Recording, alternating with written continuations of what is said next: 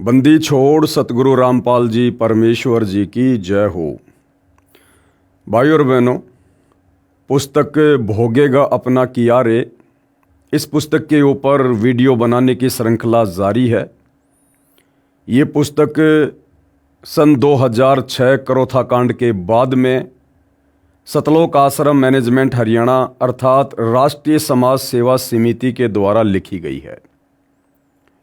ये पुस्तक हमें बहुत सारी अनसुनी बातों से परिचित करवाएगी, साथ में हमें बहुत से पॉइंट पर शिक्षा भी मिलेगी भक्ति मार्ग पर फूंक फूंक कर कदम रख कर चलने के लिए। तो भाई और बहनों, इस पुस्तक के ऊपर आज हमारा ये दूसरे नंबर का वीडियो है और पहले नंबर का जो वीडियो था इस पुस्तक की भूमिका के ऊपर था। आप उसको ज़रूर देखिएगा। भूमिका को समझे बिना आगे की वीडियो समझ पाना थोड़ा मुश्किल होगा। तो आज हम इस पुस्तक पर आगे बढ़ें उससे पहले सतगुरु रामपाल जी का जयकारा लगाएंगे। बंदी छोड़ सतगुरु रामपाल जी परमेश्वर जी की जय हो। परमपिता परमात्मा सारी सृष्टि के रचनहार, कुल मालिक, असंख्य ब्रह्मांडों के स्वामी, जगत गुरु, तीनों लोकों में प्रवेश करके सबका धारण पोषण करने वाले राजाधीराज, आत्माधार, नाथों के नाथ, देवों के देव महादेव, सर्वेश्वर महेश्वर, मृत्युंजय, अजरो अमर, आदि अनादि सनातनी प्रभु, जगत पिता जगदीश्वर, श्री श्री 1008 की उपाधि के वास्तविक अधिकारी, अकाल मूरत सौद स्वरूपी राम वासुदेव, सर्वगतम ब्रह्म, परम पूज्य, प्रथम पूज्य, परम संत, परम पुरुष, परम धनी, परम दयालु, सत्य कबीर, हक्का कबीर, अल्लाहु कबीर, अल्लाहु अकबर, बाखबर, अल्लाह ताला, जगत के तारणहार, जगत के मुक्तिदाता, जगत के जगन्नाथ, हारे के सहारे, हिंदुओं के राम, मुसलमानों के अल्लाह, सिखों के वाहिगुरु, ईसाइयों के मसीह, दया के सागर दयानिधि, करुणा के सागर करुणानिधि, स्वयंभू परिभू, संकट मोचन, कष्ट हरण, मंगल करण, दुख भंजन, अविगत कबीर, निर्विकार निर्विषम परमात्मा, अलय अलेख सतगुरु, आदि अनादि सतगुरु, असली मर्यादा पुरुषोत्तम, असली राम, असली कृष्ण, असली घनश्याम, असली मुरारी, राजाओं के राजा, महाराजाओं के महाराजा, शहंशाहों के शहंशाह, सम्राटों के सम्राट, भगवानों के भगवान, अल्लाहों के अल्लाह, प्रभुओं के प्रभु, मसीहाओं के मसीह, सच्चे वाहिगुरु, बाबाओं के बाबा, पीरों के पीर, सेठों के सेठ, जगत सेठ, सावड़सा सेठ, सर्वगुण संपन्न, अनंत कोटि कलाओं के स्वामी, अनंत कोटि ब्रह्मांडों के नायक, योगियों में महायोगी, ध्यानियों में महाध्यानी, सिद्धों में परम सिद्ध, ज्ञानियों में तत्व ज्ञानी, ब्रह्म ज्ञानी, महाज्ञानी, परम ज्ञानी, सर्वश्रेष्ठ ज्ञानी, विज्ञानी, युवा कबीर, समर्थ कबीर, असमवात, अमित ओजा, सच्चे रहनुमा, करीम अल्लाह, सुभान अल्लाह, दुनिया के अंतिम पैगंबर, 8 सितंबर 1951 से गांव धनाना, जिला सोनीपत, हरियाणा, भारतवर्ष की पावन भूमि पे प्रकट रियल कल की भगवान श्री नारायण साकार हरि, श्री बाबा साहेब, नूर अनंत परमात्मा, सच्चे दरवेश, सच्चे बाखबर, संत श्रोमणी सतगुरु रामपाल जी परमेश्वर जी के चरण कमल में साध संगति से जुड़े हुए देश विदेश से आप और हम सभी सत्सेवक भाई बहनों का अनंत कोटि दंडवत प्रणाम। तो भाई और बहनों, पुस्तक भोगेगा अपना किया रे, इस पुस्तक के ऊपर वीडियो बनाने की श्रृंखला जारी है। इसी श्रृंखला में आज हमारा ये दूसरे नंबर का वीडियो है। अब हम आगे बढ़ते हैं। भोगेगा अपना किया रे, यानी जैसा कर्म प्राणी करता है, अच्छा या बुरा, समय आने पर वो वैसा ही उसका भोग भोगता है। कबीर मन नेकी कर ले 2 दिन का मेहमान, कि हे नादान प्राणी, इस काल के लोक में तेरे को जो ये मनुष्य जन्म मिला है, ये तेरे 2 दिन का जीवन है, 2 दिन का, एक शौपन की तरह।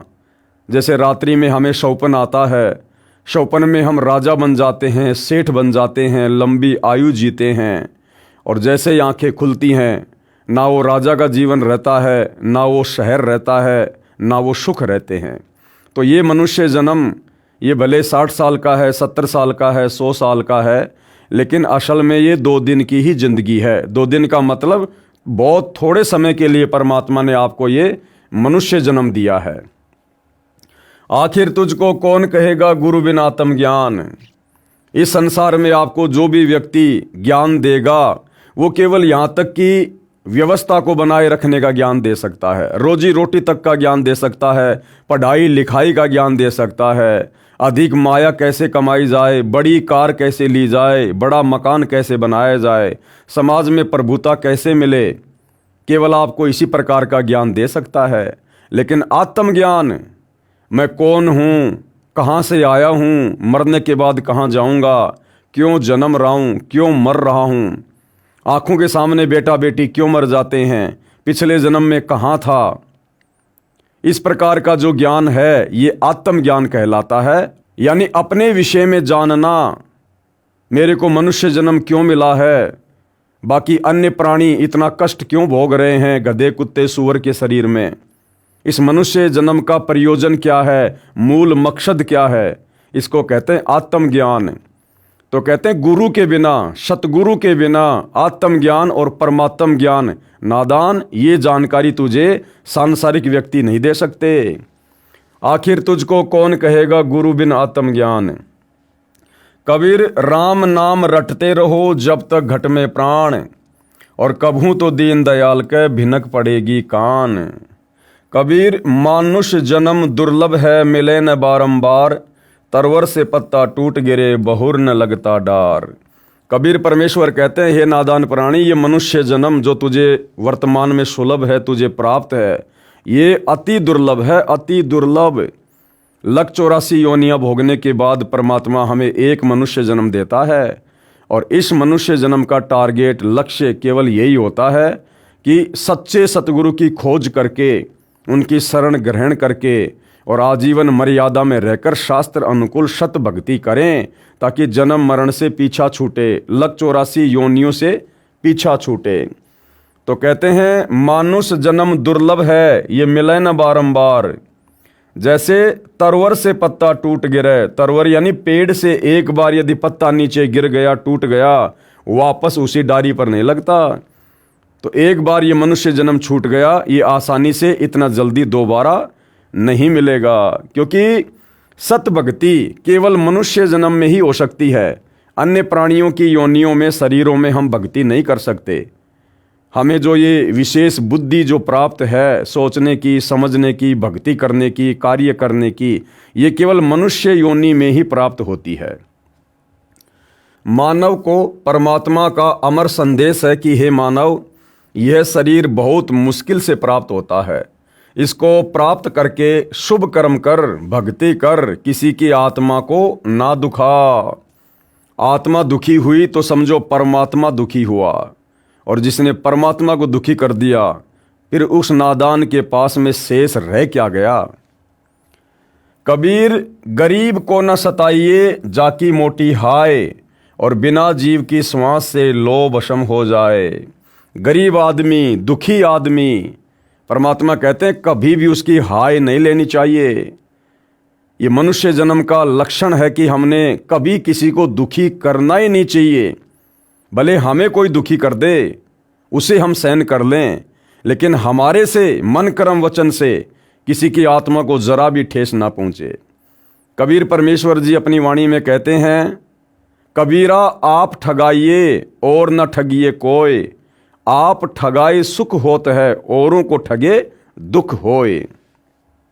तो कहते हैं यदि कोई दीन दुखी को सताता है, दुखी करता है, तो वो निर्बल व्यक्ति उसका कर कुछ नहीं पाएगा। वो एक कोने में बैठ के रोएगा, परमात्मा को याद करेगा, और जब आत्मा दुखी होती है तो उसकी पुकार परमात्मा के पास जाती है। और यदि परमात्मा ने एक्शन ले लिया तो नादान प्राणी फिर तेरा होगा क्या। भावार्थ है कि जैसे पुराने समय में लोहार कारीगर अपने औजार बनाने के लिए, लोहा गर्म करने के लिए पशु के चर्म की धोकनी बनवाते थे, उस निर्जीव खाल से अग्नि पर हवा मारते थे, जैसे वर्तमान में पंखे का प्रयोग करते हैं। उस निर्जीव खाल से हवा निकलती थी तथा फिर हवा भरती थी। वह ऐसे हवा लेती और छोड़ती थी जैसे माँ दुखी मनुष्य दुख में आहें भरता है। परमात्मा कबीर जी सतर्क करते हैं कि यदि कोई किसी प्रकार की भी शक्ति का दुरुपयोग करके गरीब यानी निर्बल निर्धन को परेशान करता है तो उसका सर्वनाश हो जाता है। चाहे कोई बहुत बड़ा अधिकारी किसी पद पर है और यदि वो बेवजह किसी को दुखी करेगा, परेशान करेगा, समय पर किसी का कार्य नहीं करेगा या उसमें गफलत करेगा, तो कहते हैं परमात्मा एक्शन लेता है। जैसे बिना जीव की खाल से निकली श्वास लोहे तक को भस्म जलाकर नष्ट कर देती है, तो जीवित प्राणी से निकली हाय रूपी श्वास बद्दुआ तेरा सर्वनाश कर देगी। अगले जन्म में वह व्यक्ति कुत्ता बनता है और सिर में कीड़े पड़ते हैं। फिर क्या कह रहे हैं परमात्मा?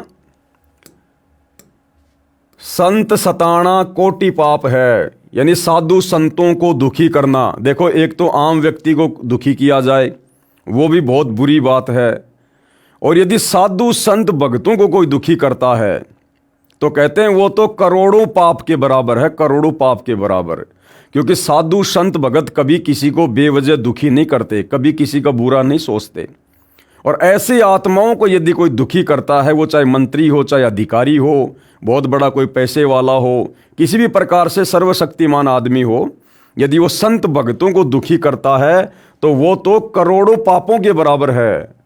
अनगिन हत्या अपराधम संत सताए साहिब दुख पावे कर देत बर्बादम। और संत भगत को सताने से परमात्मा दुखी होता है, साहिब दुखी होता है, और कहते हैं फिर वो परमात्मा सताने वाले को बर्बाद करके छोड़ता है, बर्बाद करके। राम कबीर कहे मेरे संत को दुख ना दीजिए कोई। कबीर परमात्मा कहते हैं कि मेरे भगत को कभी कोई दुख मत देना। संत दुखाए मैं दुखी मेरा आपा भी दुखी होए। और हिरणाकुश उदर विदारिया मैं ही मार्या कंस। और जो मेरे संत को दुखी करे उसका खोदूं वंश। परमात्मा कहते हैं हिरणाकुश का पेट नरसिंह रूप धारण करके हमने फाड़ा था, और जो मेरे संत को दुखी करेगा उसका तो मैं वंश ही समाप्त कर दूंगा। जैसे रावण का वंश परमात्मा ने खत्म कर दिया, आज रावण के परिवार में कोई दीपक लगाने वाला भी नहीं है। कंस के वंश को ही परमात्मा ने खत्म कर दिया, आज कोई दीपक लगाने वाला भी नहीं है।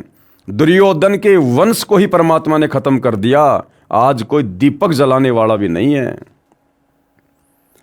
सतलोक आश्रम रोहतक झज्जर रोड पर करोथा गांव से 2 किलोमीटर तथा डिग्गल गांव से 4 किलोमीटर की दूरी पर सड़क पर गांव करोथा की सीमा में स्थित है। करोथा जिला रोहतक हरियाणा का गांव है। अप्रैल सन 1999 में करोथा के भक्तों ने स्वेच्छा से कुछ एकड़ जमीन दान की, जो ट्रस्ट के नाम कराई गई। संत रामपाल जी महाराज से वहाँ सत्संग करने की प्रार्थना की गई। महीने में एक बार प्रत्येक पूर्णमासी को सत्संग होने लगा। बहुत संख्या में भगत जन सत्संग सुनने के लिए आने लगे। सत्संग प्रवचनों से प्रभावित होकर भगत बुराइयां त्यागने लगे। शराब, तमाकू, अफीम आदि नशीली वस्तुओं को त्याग कर सभ्य और निर्विकार जीवन जीने लगे। संत रामपाल जी महाराज ने सर्व धर्मों के सदग्रंथों को पढ़ा तथा प्रत्येक धर्म तथा पंथ व समाज में की जा रही भक्ति को भी जाना। उसमें पाया कि जो भी धर्म, पंथ या समाज जिस भी ग्रंथ का नाम लेकर अपना धार्मिक प्रचार कर रहा है, वह स्वयं नहीं जानता कि आप जिस ग्रंथ को सत्य मानते हैं उसके विपरीत ज्ञान तथा भक्ति विधि बता रहे हैं। उदाहरण के लिए आर्य समाज एक धार्मिक समाज होने का दावा करता है। वह महर्षि दयानंद सरस्वती का अनुयायी है। यानी जो आर्य समाज के फॉलोवर हैं, विशेषकर हरियाणा में, वो सब के सब महर्षि दयानंद जी को अपना आदर्श मानते हैं। महर्षि दयानंद ने अपने 59 वर्ष के जीवन काल में जैसा वेदों को समझा तथा परमात्मा को जैसा जाना, वह सत्यार्थ प्रकाश नामक पुस्तक में लिख गए। यानी उन्होंने अपनी भक्ति का जो अनुभव था वो सत्यार्थ प्रकाश नाम की पुस्तक में लिख दिया। इसके साथ साथ समाज सुधार के जो नियम महर्षि दयानंद जी ने बताए कि मेरे अनुयायी इन नियमों का पालन करें, वह भी सत्यार्थ प्रकाश के 4थे अध्याय में लिखा हुआ है। महर्षि दयानंद सरस्वती तथा उनके अनुयायी आर्य समाजियों का मानना है कि चारों वेद, कौन कौन से? ऋग्वेद, यजुर्वेद, सामवेद तथा अथर्ववेद सत्य ज्ञान युक्त पुस्तक हैं। यानी वेदों का ज्ञान बिल्कुल सत्य है, इसमें कोई मेन मेक नहीं है। इस बात को महर्षि दयानंद सरस्वती जी भी मानते हैं और उनके फॉलोअर भी मानते हैं। वे यहाँ तक कहते हैं कि हम वेद के अतिरिक्त किसी आध्यात्मिक पुस्तकों को सत्य नहीं मानते जिनका ज्ञान वेदों से नहीं मिलता। बिल्कुल सही बात है। संत रामपाल जी महाराज ने सत्यार्थ प्रकाश के ज्ञान की तुलना वेदों से ही करके सिद्ध कर दिया कि महर्षि दयानंद जी को वेद ज्ञान कतई नहीं था। अब जब सतगुरु रामपाल जी ने महर्षि दयानंद जी के द्वारा लिखी पुस्तक सत्यार्थ प्रकाश को पढ़ा और पढ़ने के बाद में जब उन्होंने समाज को बताया वेदों से तुलना करके, क्योंकि आर्य समाजियों ने इस बात पर विशेष जोर दे रखा था कि महर्षि दयानंद जी ने वेदों को गहनता से पढ़ा है, समझा है और वेदों में जो कुछ लिखा है उसका संक्षिप्त रूप उनके द्वारा लिखी पुस्तक सत्यार्थ प्रकाश है। यानी वेद बहुत लंबे चौड़े हैं, आम आदमी नहीं पढ़ सकता। इसलिए महर्षि दयानंद जी ने जिस प्रकार से चारों वेदों का सार पवित्र गीता जी को बना दिया है, उसी प्रकार से महर्षि दयानंद जी ने चारों वेदों का सार निष्कर्ष अपनी पुस्तक सत्यार्थ प्रकाश में लिख दिया है। और सतगुरु रामपाल जी ने जब महर्षि दयानंद जी के द्वारा लिखी उस पुस्तक को पढ़ा और वेदों से तुलना की तो पाया कि महर्षि जी के द्वारा लिखी गई सत्यार्थ प्रकाश का ज्ञान तो वेदों के बिल्कुल विपरीत है। कहीं मैच ही नहीं हो रहा, कहीं मेल ही नहीं खा रहा है और दुनिया उस पुस्तक को वेदों के ज्ञान से परिपूर्ण मानकर पढ़ रही है और भक्ति कर रही है। तो जब सतगुरु रामपाल जी ने समाज में ये बातें बताना शुरू की और समाचार पत्रों में लेख लिखकर ये बताया कि महर्षि दयानंद जी को तो वेदों का भी ज्ञान नहीं था, समाज सुधार का ज्ञान तो बहुत दूर की बात है। सत्यार्थ प्रकाश के ज्ञान की तुलना वेदों से ही करके सिद्ध कर दिया कि महर्षि दयानंद जी को वेद ज्ञान कतई नहीं था, न ही उनको समाज सुधार का ज्ञान था, क्योंकि वे स्वयं तमाकू सूंघते थे। महर्षि दयानंद जी तमाकू सूंघा करते थे। अरे समाज सुधारक तो लोगों को नशे से दूर करते हैं और महर्षि दयानंद जी खुद तमाकू सूंघा करते थे, हुक्का पिया करते थे, भांग पिया करते थे, तमाकू खाते थे और हुक्का पीते थे। सन 1875 में आर्य समाज की स्थापना हुई। सन 1877 में स्वयं हुक्का पीते थे। पढ़ें इसी पुस्तक के पेज नंबर 148 पर, हम आगे पढ़ेंगे। अब आगे क्या बता रहे हैं सतगुरु रामपाल जी? महर्षि दयानंद का वेद विरुद्ध आध्यात्मिक ज्ञान, यानी सत्यार्थ प्रकाश में कहाँ कहाँ वेदों के विरुद्ध ज्ञान दयानंद सरस्वती जी ने लिख रखा है। सतगुरु रामपाल जी ने उस पुस्तक को गहनता से पढ़कर समाज के सामने प्रस्तुत किया। महर्षि दयानंद सरस्वती जी ने सत्यार्थ प्रकाश, जिसके प्रकाशक हैं वैदिक यतिमंडल दयानंद मठ दीनानगर पंजाब तथा मुद्रक हैं आचार्य प्रिंटिंग प्रेस दयानंद मठ गोहाना मार्ग रोहतक, इसके समोल्लास नंबर 12 पेज नंबर 342 पर अनुभूमिका में लिखा है कि आपस में वाद प्रतिवाद करने से सत्य असत्य का निर्णय होता है। यानी किसी भी ज्ञान के ऊपर वाद प्रतिवाद करने से,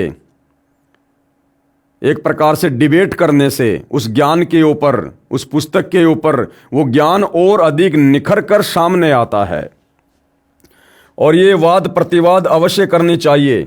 इसी आधार से संत रामपाल जी महाराज ने समाचार पत्रों के माध्यम से लेख लिखकर ज्ञान चर्चा की थी, जिसके प्रतिवाद में आर्य समाजियों ने भी लेख लिखे थे जो कोरी झूठ थी। विद्वान जनता उनसे दूर होने लगी। ज्ञान चर्चा का अंश निम्न पढ़िए। क्या क्या ज्ञान चर्चा है जो सतगुरु रामपाल जी ने वेदों से तुलना करके सत्यार्थ प्रकाश के उस झूठे ज्ञान को विशेषकर हरियाणा में समाचार पत्रों में छापकर लोगों को दिखाया। महर्षि दयानंद जी सत्यार्थ प्रकाश नामक पुस्तक के समोल्लास नंबर 7 पेज नंबर 154 पर लिखते हैं कि परमात्मा निराकार है। दयानंद जी ने क्या कहा कि परमात्मा परमेश्वर निराकार है, वो दिखाई नहीं देता है, वो साकार नहीं है। कहाँ लिखा है? सत्यार्थ प्रकाश के समोल्लास नंबर 7 और पेज नंबर 154। जबकि वेद क्या कह रहे हैं? वेद कह रहे हैं ऋग्वेद मंडल 9 सूक्त 86 मंत्र 26 और 27, ऋग्वेद मंडल 9 सूक्त 82 मंत्र 1 से 3, ऋग्वेद मंडल 9 सूक्त 96 मंत्र 18 से 20, ऋग्वेद मंडल 9 सूक्त 94 मंत्र 1 तथा सूक्त 95 मंत्र 2 तथा यजुर्वेद अध्याय 7 मंत्र 39 नरव्रत महान इंद्र लिखा है तथा ऋग्वेद मंडल 1 सूक्त 31 मंत्र 17 मनुष्यवत अग्नि लिखा है। अग्नि यानी परमात्मा, मनुष्यवत यानी मनुष्य के समान। इसमें परमात्मा साकार है, राजा के समान दर्शनीय है, देखने योग्य है। अर्थात परमात्मा नराकार, नराकार यानी नर आकार। एक होता है निराकार, जो महर्षि दयानंद जी ने परमात्मा के विषय में सत्यार्थ प्रकाश में लिखा है कि परमात्मा निराकार है। निराकार यानी जिसका कोई आकार नहीं है, जो देखा नहीं जा सकता। परंतु वेद क्या कह रहे हैं कि परमात्मा नराकार है, नराकार नर आकार में है और साकार है। वह धूलोक के तीसरे पृष्ठ यानी भाग पर विराजमान है। धूलोक यानी शतलोक। इन वेद मंत्रों के अनुवादकर्ता भी आर्य समाजी हैं तथा प्रकाशक भी सार्वदेशिक आर्य प्रतिनिधि सभा दिल्ली है। महर्षि दयानंद जी का सत्यार्थ प्रकाश वाला सिद्धांत गलत सिद्ध हुआ। यानी परमात्मा की स्थिति को लेकर महर्षि दयानंद सरस्वती जी ने जो अपनी पुस्तक सत्यार्थ प्रकाश में लिखा है कि परमात्मा निराकार है, उसको देखा नहीं जा सकता। जबकि वेद कह रहे हैं कि परमात्मा मनुष्यवत है, मनुष्य के समान शरीर है उसका, मनुष्य के समान दिखाई देता है परमात्मा, साकार है, नराकार है, नर आकार में है परमात्मा। पुस्तक है जीवन चरित्र महर्षि दयानंद सरस्वती। ये जो पुस्तक है जीवन चरित्र महर्षि दयानंद सरस्वती, इसके पेज नंबर 294 पर महर्षि दयानंद ने कहा है कि जो संसार में दिखाई देता है ये सब उसी का रूप है। जो संसार में दिखाई दे रहा है ये सब परमात्मा का ही रूप है। जो पेड़ दिखाई दे रहा है वो भी परमात्मा का रूप है, जो पहाड़ दिखाई दे रहा है वो भी परमात्मा का रूप है, जो जानवर दिखाई दे रहा है वो भी परमात्मा का रूप है। महर्षि दयानंद जी कहते हैं कि परमात्मा किसी एक स्थान पर किसी लोक में नहीं रहता, जबकि वेद कह रहे हैं कि परमात्मा धूलोक के तीसरे भाग पर रहता है, सतलोक के तीसरे हिस्से पर परमात्मा सिंहासन पर विराजमान है। सत्यार्थ प्रकाश के समोल्लास नंबर 7 पेज नंबर 153, समोल्लास 14 पेज नंबर 480 481 पर, जबकि ऋग्वेद मंडल 9 सूक्त 86 मंत्र 27, ऋग्वेद मंडल 9 सूक्त 54 मंत्र 3 तथा ऋग्वेद मंडल 9 सूक्त 96 मंत्र 18 से 20 में स्पष्ट है कि परमात्मा धूलोक के तीसरे पृष्ठ अर्थात स्थान पर विराजमान है, एक देशीय है। ऋग्वेद मंडल 9 सूक्त 54 मंत्र 3 में स्पष्ट है कि परमात्मा भुवनोपरि तिष्ठति। परमात्मा भुवनोपरि यानी सबसे ऊपरी भाग पर, तिष्ठति यानी बैठा हुआ है, लोकों में ऊपर बैठा है, विराजमान है। महर्षि दयानंद जी का सत्यार्थ प्रकाश वाला सिद्धांत गलत सिद्ध हुआ। उसके बाद सत्यार्थ प्रकाश समोल्लास 7 पेज नंबर 155 तथा 163 पर महर्षि दयानंद जी ने कहा है कि परमात्मा भगत के पाप नाश नहीं करता। बताओ फिर भक्ति किस लिए करें? फिर लोग आर्य समाजी क्यों बने? अरे लोग आर्य समाजी इसीलिए तो बने कि भाई हमें वेदों का ज्ञान प्राप्त होगा, वेदों में परमात्मा कौन है कैसा हमें पता चलेगा, हम उस परमात्मा की भक्ति करेंगे। सुना है परमात्मा सुख देता है, अंधे को आँख देता है, निर्धन को माया देता है, कोढ़ी को काया देता है, बांझ को पुत्र देता है, सारे सुख देता है। इसीलिए तो लोग वेदों को पढ़ते हैं, गीता को पढ़ते हैं, भक्ति करने की इच्छा होती है। और महर्षि जी क्या कह रहे हैं सत्यार्थ प्रकाश में कि परमात्मा पाप नाश नहीं करता है। अरे जब हमारे पाप ही नाश नहीं होंगे तो हम सुखी कैसे होंगे? क्योंकि पाप कर्मों के कारण तो इंसान पर दुख आता है, और यदि भक्ति करते करते भी पापों का नाश नहीं होगा तो हम सुखी कैसे होंगे? फिर भला भगवान की भक्ति करने की इच्छा कैसे होगी यदि वो पाप ही नाश नहीं करेगा? तो परमात्मा भगत के पाप नाश नहीं करता। यजुर्वेद अध्याय 8 मंत्र 13, जबकि हमारे वेद क्या कह रहे हैं कि परमात्मा भक्ति करने वाले भगत के साधक के घोर से घोर पाप कर्मों का भी नाश करता है।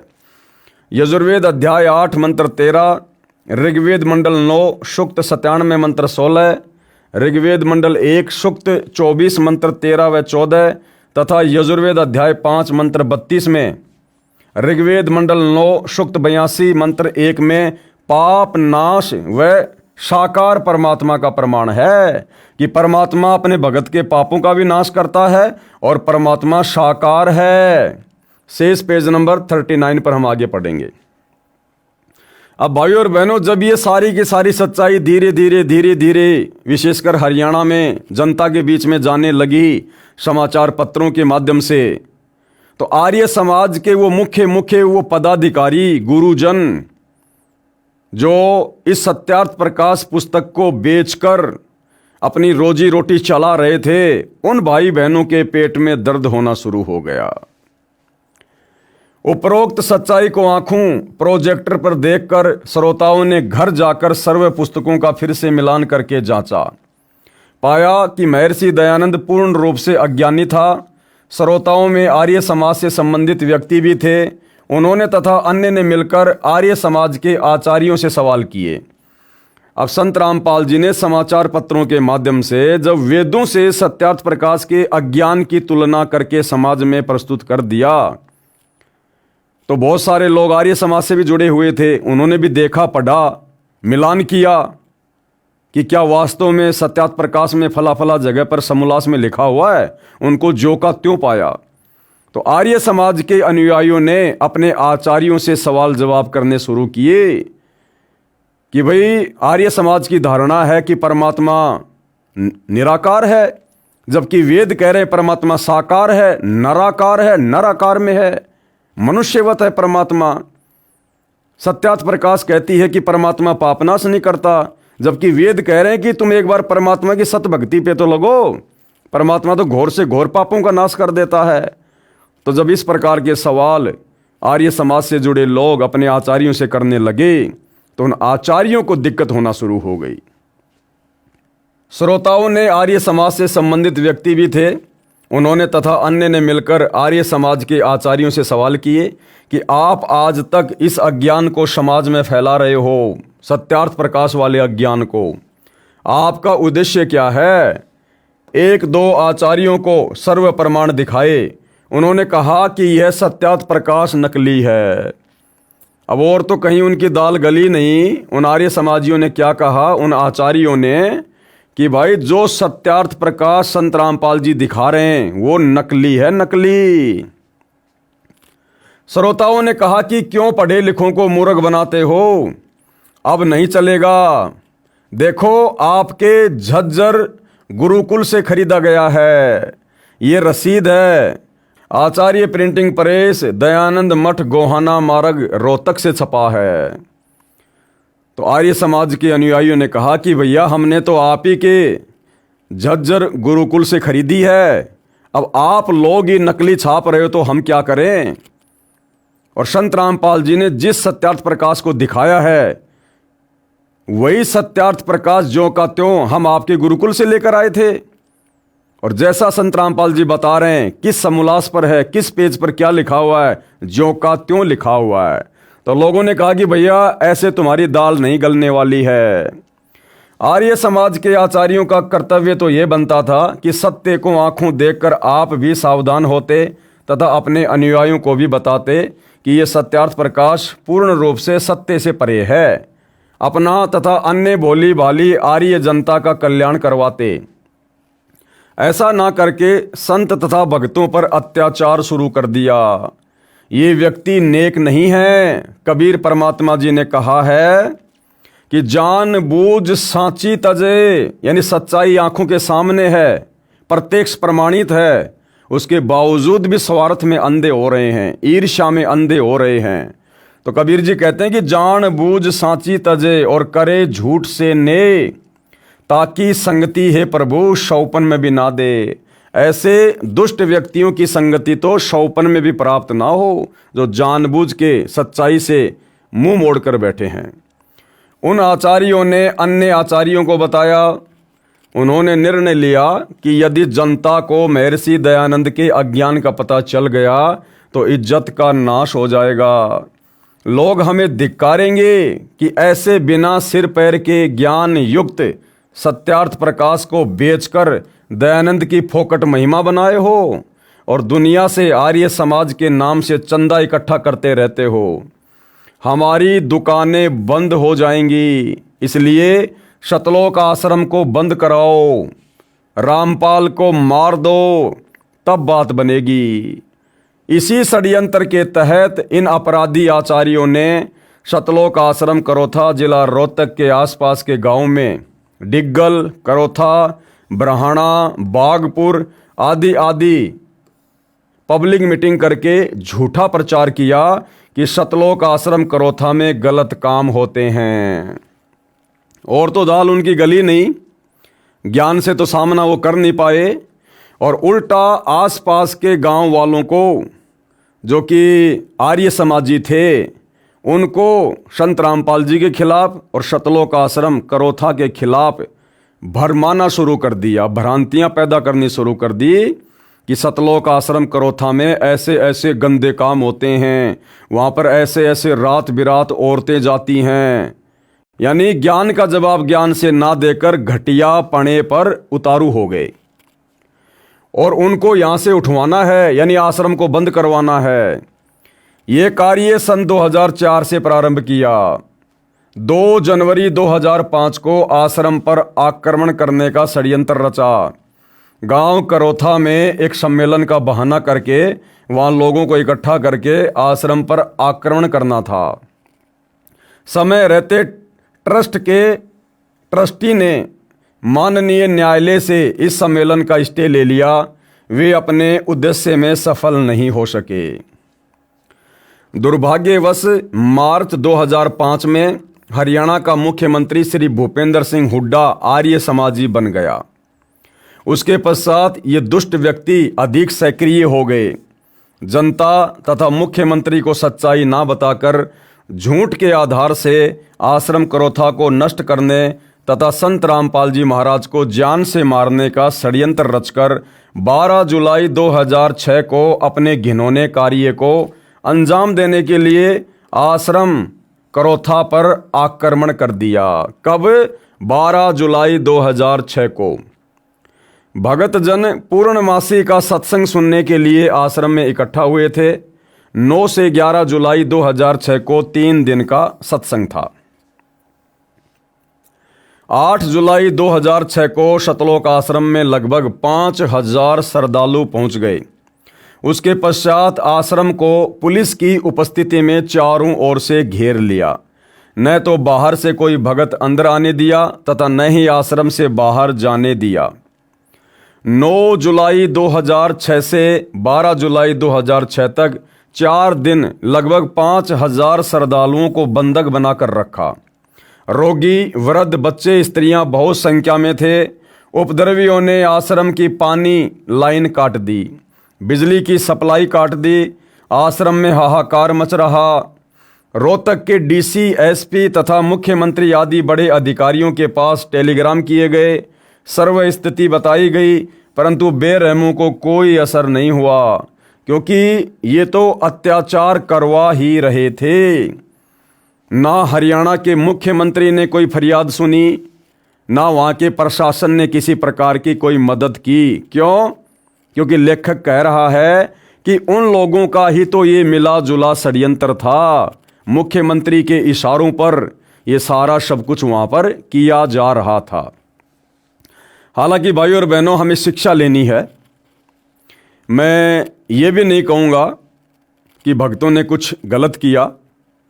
उस समय की परिस्थितियों के अनुसार और जितना उनको आध्यात्मिक ज्ञान था, उन्होंने बाहरी प्रशासनिक व्यक्तियों से मदद की गुहार लगाई। लेकिन भाइयों और बहनों, हम सतगुरु रामपाल जी के भगत हैं, पूर्ण ब्रह्म परमात्मा के भगत हैं। ये तत्व ज्ञान होने के बाद मुसीबत क्या, चाहे मुसीबत का पहाड़ क्यों ना टूट जाए, हमने अपने सतगुरुदेव भगवान के चरणों के अलावा, क्योंकि यदि हमने ये मान लिया, जान लिया, पहचान लिया कि सतगुरु रामपाल जी स्वयं सर्वशक्तिमान कबीर परमेश्वर हैं, इनके अलावा धरती पर सृष्टि में दूसरी कोई शक्ति नहीं है, भले ही वर्तमान में अपने आप को छुपाकर आम संत के रूप में अपना प्रचार प्रसार कर रहे हैं। यदि हमें यह समझ में आ गया कि संत रामपाल जी कौन हैं, तो भाइयों और बहनों, हमने शौपन में भी किसी भी प्रकार की आपत्ति विपत्ति या समस्या के निराकरण के लिए, समाधान के लिए अपने गुरुदेव भगवान के अलावा, चाहे प्रधानमंत्री आपका पड़ोसी क्यों ना है, बहुत बड़ा अधिकारी कोई आपका घर का सदस्य क्यों ना है, हमने उनसे किसी भी प्रकार की गुहार नहीं लगानी है। हमें जो भक्ति, जो मर्यादा सतगुरु ने दी है, हमने केवल उसी के ऊपर अडिग होकर और मन कर्म वचन से अपने गुरु पर विश्वास करके हमने अडिग रहना है। बाकी कार्य फिर सतगुरु का है। वो जानी जान है, अंतर्यामी है, सब कुछ जानता है। वर्तमान भूत भविष्य कुछ भी छुपा हुआ नहीं है। सतगुरु आदि अनादि है, सतगुरु मद है मूल, सतगुरु को सिजदा करूं एक पलक नहीं भूल। लेकिन फिर भी मैं यही कहूँगा कि ये 2006 का समय था। उस समय तक आत्माओं को इतना तत्व ज्ञान नहीं हो पाया था। अपने गुरुदेव भगवान की वास्तविक स्थिति से वो भगत भाई बहन परिचित नहीं थे, जिस कारण से उन्होंने प्रशासन की मदद लेना उचित समझा, जबकि सर्वशक्तिमान परमात्मा उन्हीं के पास उसी आश्रम में बैठा हुआ था। 12 जुलाई 2006 को लगभग दिन के 12 बजे 8 से 10 हज़ार उपद्रवियों ने सतलोक आश्रम पर चारों ओर से आक्रमण कर दिया। पुलिस ने पहले तो रोकने के लिए गोलियां चलाई, जिसमें लगभग 56-57 उपद्रवी घायल हो गए तथा एक गांव बागपुर का सोनू नामक युवक मारा गया। फिर पुलिस दूर खड़ी होकर देखती रही। हरियाणा सरकार ने घायलों को 50-50 हज़ार रुपये इनाम दिए। ये भाइयों और बहनों, सरकार ने बहुत गलत किया। उन उपद्रवियों को जो जबरन सतलोक आश्रम करोथा के ऊपर आक्रमण करने के लिए आए और वो पुलिस की ही गोलियों से घायल हुए, और सरकार जिसका ये कर्तव्य बनता था इस मामले की पूरी जांच की जाए, इस मामले में दोषी कौन है, उसके बाद उन दोषियों को सजा देनी थी, लेकिन दोषियों को सरकार 50-50 हज़ार का इनाम दे रही है। और उस समय सरकार किसकी थी? उसी भूपेंद्र सिंह हुड्डा की। उस समय वो कांग्रेस सरकार में हरियाणा का मुख्यमंत्री था भूपेंद्र सिंह हुड्डा।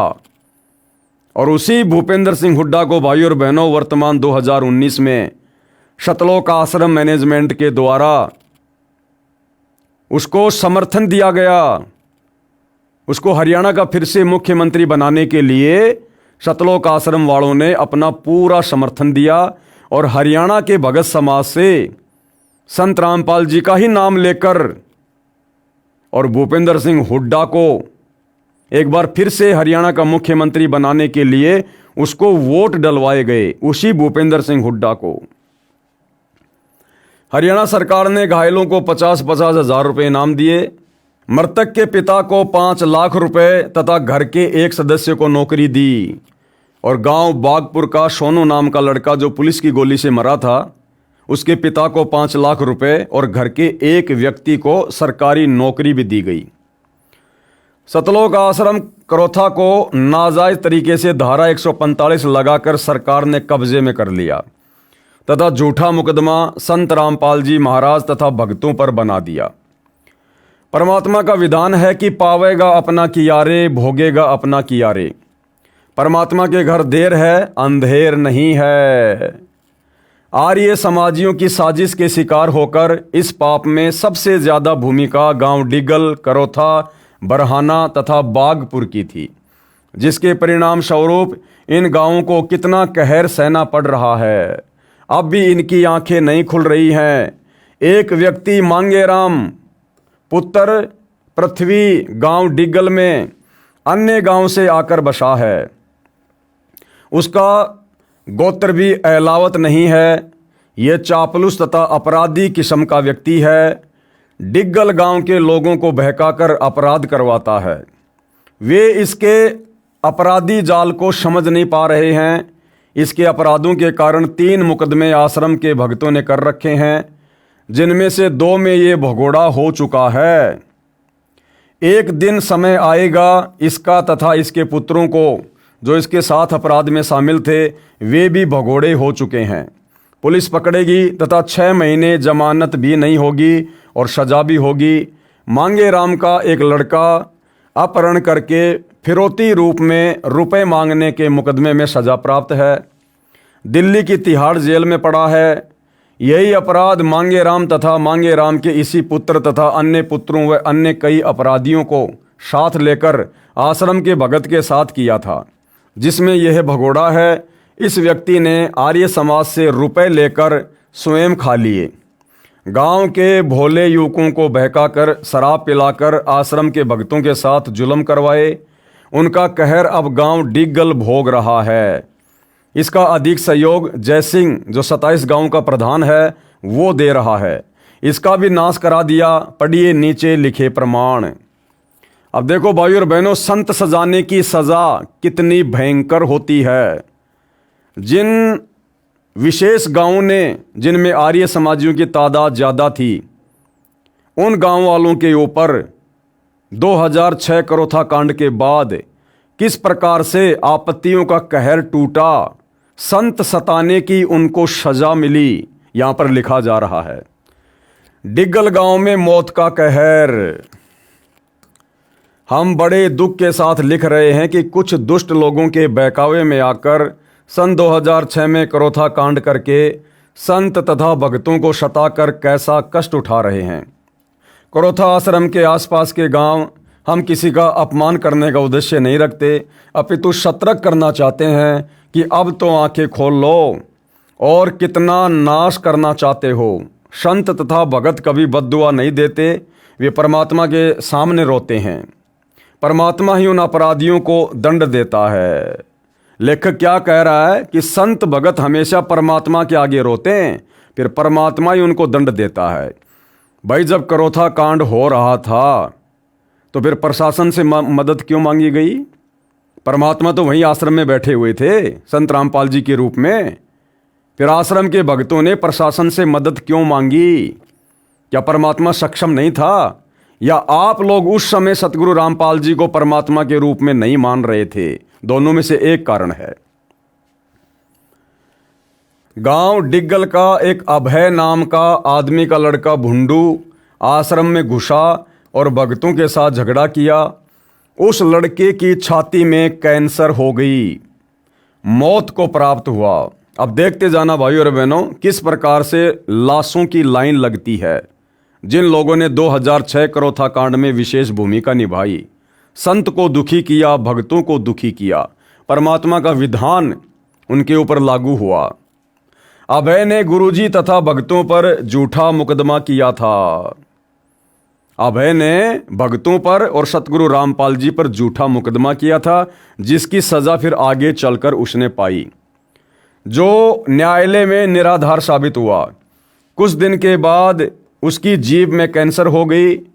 3 महीने तक भूखा मरता रहा और अंत में तड़फ तड़फ कर मर गया।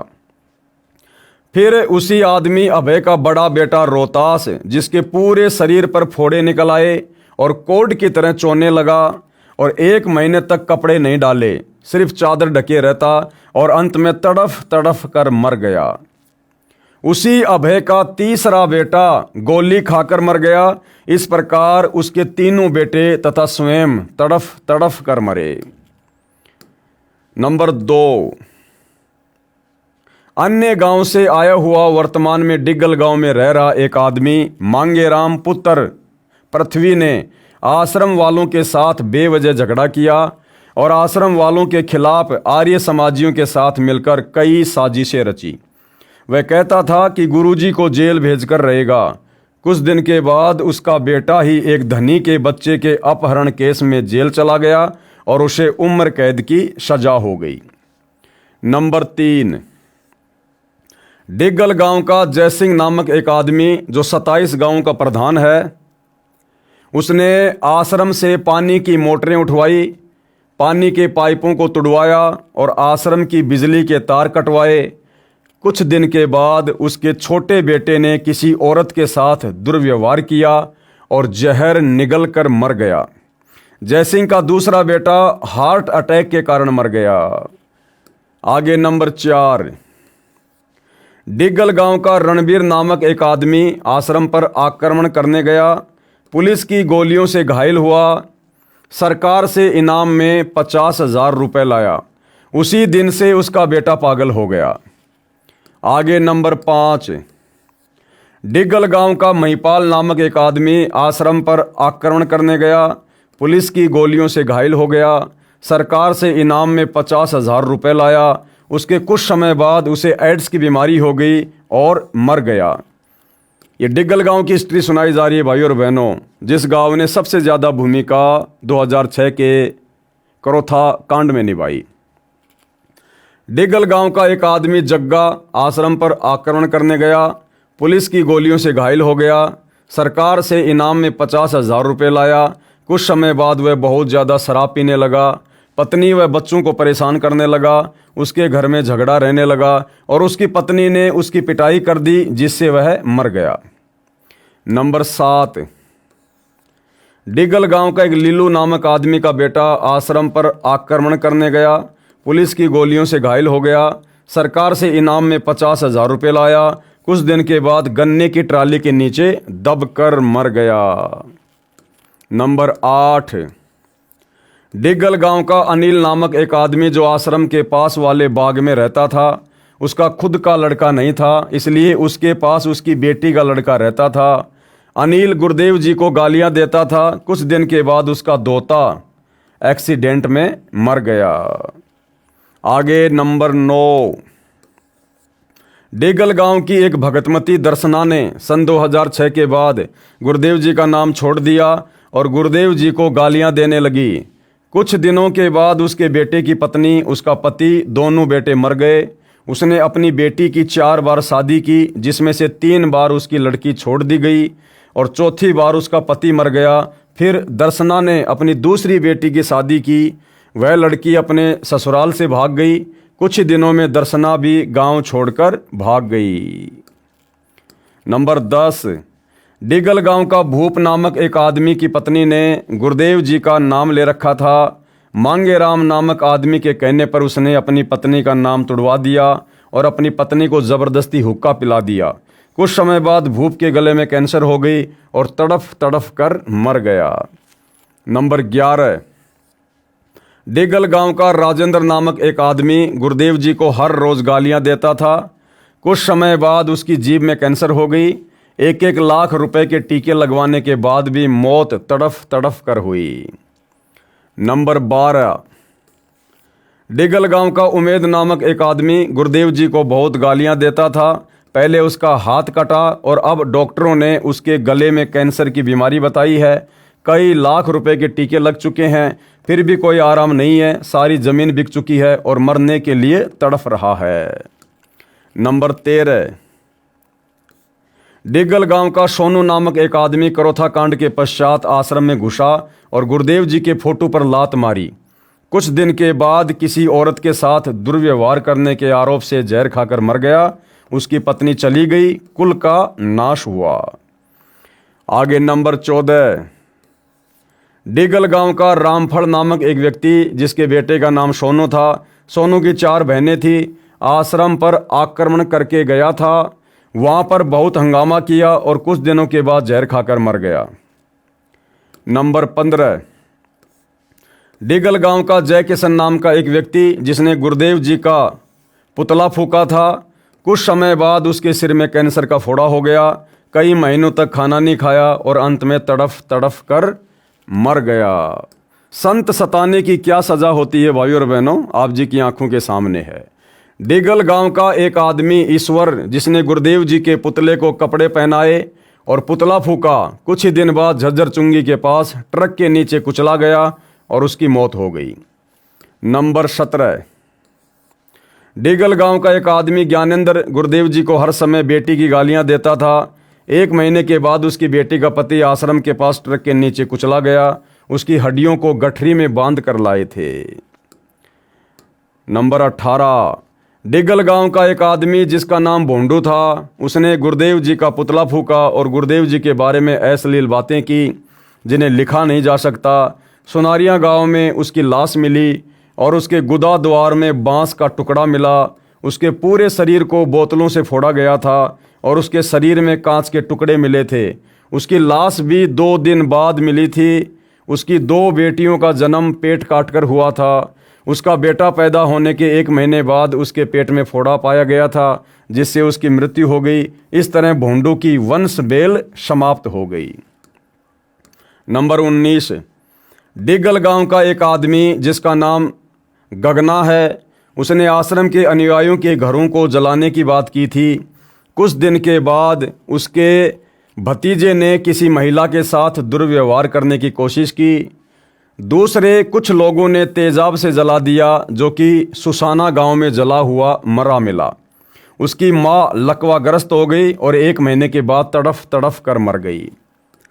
नंबर 20, डिगल गांव का प्रताप नामक एक आदमी जिसने गुरुदेव जी को बहुत गालियां दी थी।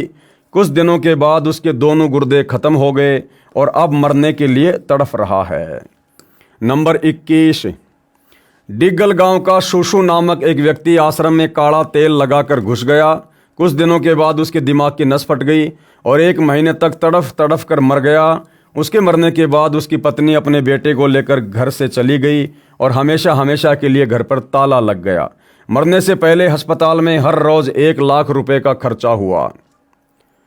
उसकी पत्नी के मायके वालों ने कहा कि उसके बड़े भाई की शादी उसकी पत्नी से करेंगे। उसके भाई की शादी ज़बरदस्ती सूसू की पत्नी के साथ की। सूसू की भाभी ने पुलिस थाने में रिपोर्ट दे दी कि उसके पति की ज़बरदस्ती दोबारा शादी करवाई है। कुछ समय बाद सूसू की पत्नी ने अपने जेठ की रिपोर्ट दे दी। सूसू के मरने के कुछ समय पहले कोतरी नामक एक पक्षी उसके ऊपर झपटती थी। वे लोग अपने बाहर वाले घर पर जाते तो कोतरी उनके सिर पर चोंच मारती।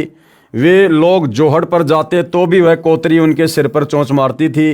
पूरे 1 साल तक उसने घर वालों को परेशान रखा। शूशु के मरते ही वह कोतरी अचानक न जाने कहाँ चली गई। शूशु की पत्नी के रिपोर्ट देने के बाद आज उसका भाई जेल में बंद है। नंबर 22, डिगल गांव की एक औरत मुकेश, जिसने गुरुदेव जी को बहुत गालियां दी और कहा कि अगर मेरा परिवार खत्म हो जाए तो भी आश्रम में न जाऊं। कुछ दिन के बाद उसका पति मर गया, उसकी बहन मर गई, उसके ससुर की भी मौत हो गई। उसने रोते हुए कहा कि मैंने गुरुदेव जी के बारे में भला बुरा कहा, जिससे हमारे घर में एकदम से 4 मौतें हो गई। फिर उसने गुरुदेव जी से माफ़ी मांगी। उस दिन से उसके दोनों बच्चे स्वस्थ और उसका कहना है कि वह भविष्य में कभी ऐसा नहीं करेगी। नंबर 23, काले पुत्र आज़ाद, गांव डिगल, पाना मिठान। इसका पिता आज़ाद गुरुदेव जी को बहुत गलत बोलता था। उसके बेटे से झगड़ा हो गया। उसका 22 साल का लड़का जहर की गोली खाकर मर गया। 6 महीने के बाद उसकी माँ की मौत हो गई और आज़ाद का बड़ा बेटा शराब पीकर मर गया। नंबर 24, राजा पुत्र अमर सिंह चंडा, गांव डिगल, पाना डालान। इसने गुरुदेव जी को बहुत गलत कहा। तभी से उसके घर में कष्ट रहने लगे। पति पत्नी में झगड़ा रहने लगा। उसने गोली खाकर आत्महत्या कर ली। नंबर 25, डिगल गांव का एक काले नामक व्यक्ति ने एक भगत को हॉकी मार दी। काले के भाई का कुछ दिनों बाद किसी के साथ झगड़ा हो रहा था। उसे छत से धक्का देकर गिरा दिया, जिससे उसकी गर्दन की हड्डियां टूट गई और मर गया। नंबर 26, डिगल गांव का एक व्यक्ति जिसका नाम पप्पू है, उसने आश्रम से बहुत सामान उठाया था और आर्य समाज का सेवक था। इस काम की वजह से वह अब पागल हो चुका है। नंबर 27, डिगल गांव का बिंदु नामक एक व्यक्ति भी जो आश्रम में दंगा करवाने में शामिल था। उसकी पत्नी का देहांत हो चुका है तथा उसके परिवार में झगड़ा है। वह भी पूरी तरह से दूसरों के अधीन हो चुका है। खुद वह सोच भी नहीं कर सकता, यानी फ्रेश होने भी नहीं जा सकता, ऐसी हालत है। नंबर 28, डिगल गांव की कमला नाम की एक औरत है जिसने सतगुरु रामपाल जी महाराज को गाली दी थी और भला बुरा भी कहा था। आज वह चल भी नहीं सकती, उसके दोनों पैर खराब हो चुके हैं। नंबर 29, डिगल गांव का नियाली नाम की एक औरत जिसके बेटे ने गुरुदेव जी से नाम ले रखा है। वह हमेशा गुरुदेव जी को गालियां देती थी और उसने अपने बेटे का नाम तुड़वा दिया। उसने अपने लड़के को बाबा बनवा दिया। अब तक उसका पता नहीं चल पाया कि वो जिंदा है या मर गया।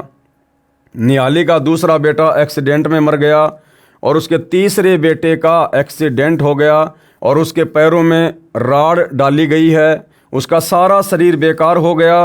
वह खुद कुछ भी नहीं कर सकता। निहाली का पति भी तड़फ तड़फ कर मर गया। नंबर 30, डिगल गांव का एक आदमी जिसका नाम चेतराम था, उसकी पत्नी ने गुरुदेव जी से नाम ले रखा था। कुछ समय बाद उसकी पत्नी ने नाम तोड़ दिया। दोनों मिलकर गुरुदेव जी को गाली देने लगे। चेतराम के शरीर में भयंकर बीमारी हो गई। वह बेचैन रहने लगा। कभी बिजली की तारें पकड़ता, कभी घर से भाग जाता। अंत में जोहड़ में डूबकर मर गया। नंबर 31, डिगल गांव का आज़ाद नामक एक आदमी जिसकी पत्नी ने गुरुदेव जी से नाम ले रखा था, वह अपनी पत्नी से कहता था कि तुम्हारे गुरुदेव जी तो पैर दबवाते हैं, तुम नाम छोड़ दो, और अपनी पत्नी से गलत बातें कहता। उसे खुजली की बीमारी लग गई। मेडिकल में भी इलाज नहीं हो पाया और 3 साल बाद तड़फ तड़फ कर मर गया। नंबर 32, डिगल गांव का सोनू नामक लड़का अपने माँ बाप का इकलौता लड़का था। उसके माता पिता भी गुरुदेव जी को गालियां देते थे। सोनू शराब के ठेके पर रहता था। जब आश्रम पर आक्रमण हुआ तो वह अपने दोस्तों के साथ बंदूक लेकर आया था। वह स्वयं भी गुरुदेव जी को गालियां देता था। कुछ समय बाद उसी के दोस्तों ने, जो उसके साथ आक्रमण करने आए थे, उन्होंने आपसी झगड़े में सोनू की गोली मारकर हत्या कर दी। नंबर 33, डिगल गांव का करणे नामक एक आदमी जिसकी पत्नी ने गुरुदेव जी से नाम ले रखा था। इस कारण से वह अपनी पत्नी व बेटियों को गंदी गालियां देता था। उसके आधे शरीर को लकवा मार गया। 4 साल तक तड़फ तड़फ कर मरा, परंतु फिर भी गुरुदेव जी को गालियां देता रहा। उसकी पत्नी व बेटियों ने आज भी नाम ले रखा है। नंबर 34, डिगल गांव का रामफल नामक एक आदमी आश्रम पर आक्रमण करने में ट्रैक्टर लेकर गया था। आश्रम के भगत उसके ट्रैक्टर में बैठने लगे तो उसने उन्हें नीचे उतार दिया और कहा कि तुम तो आश्रम में जाते हो, तुम मेरे ट्रैक्टर में मत बैठो। ये बात करोथा कांड के कुछ दिनों के बाद की है। उसकी पत्नी जलकर मर गई। उसका लड़का डूबकर मर गया। उसकी माँ के कूल्हे की हड्डी टूट गई। अब उसके खुद के पैर में कैंसर हो गई, भुगत रहा है।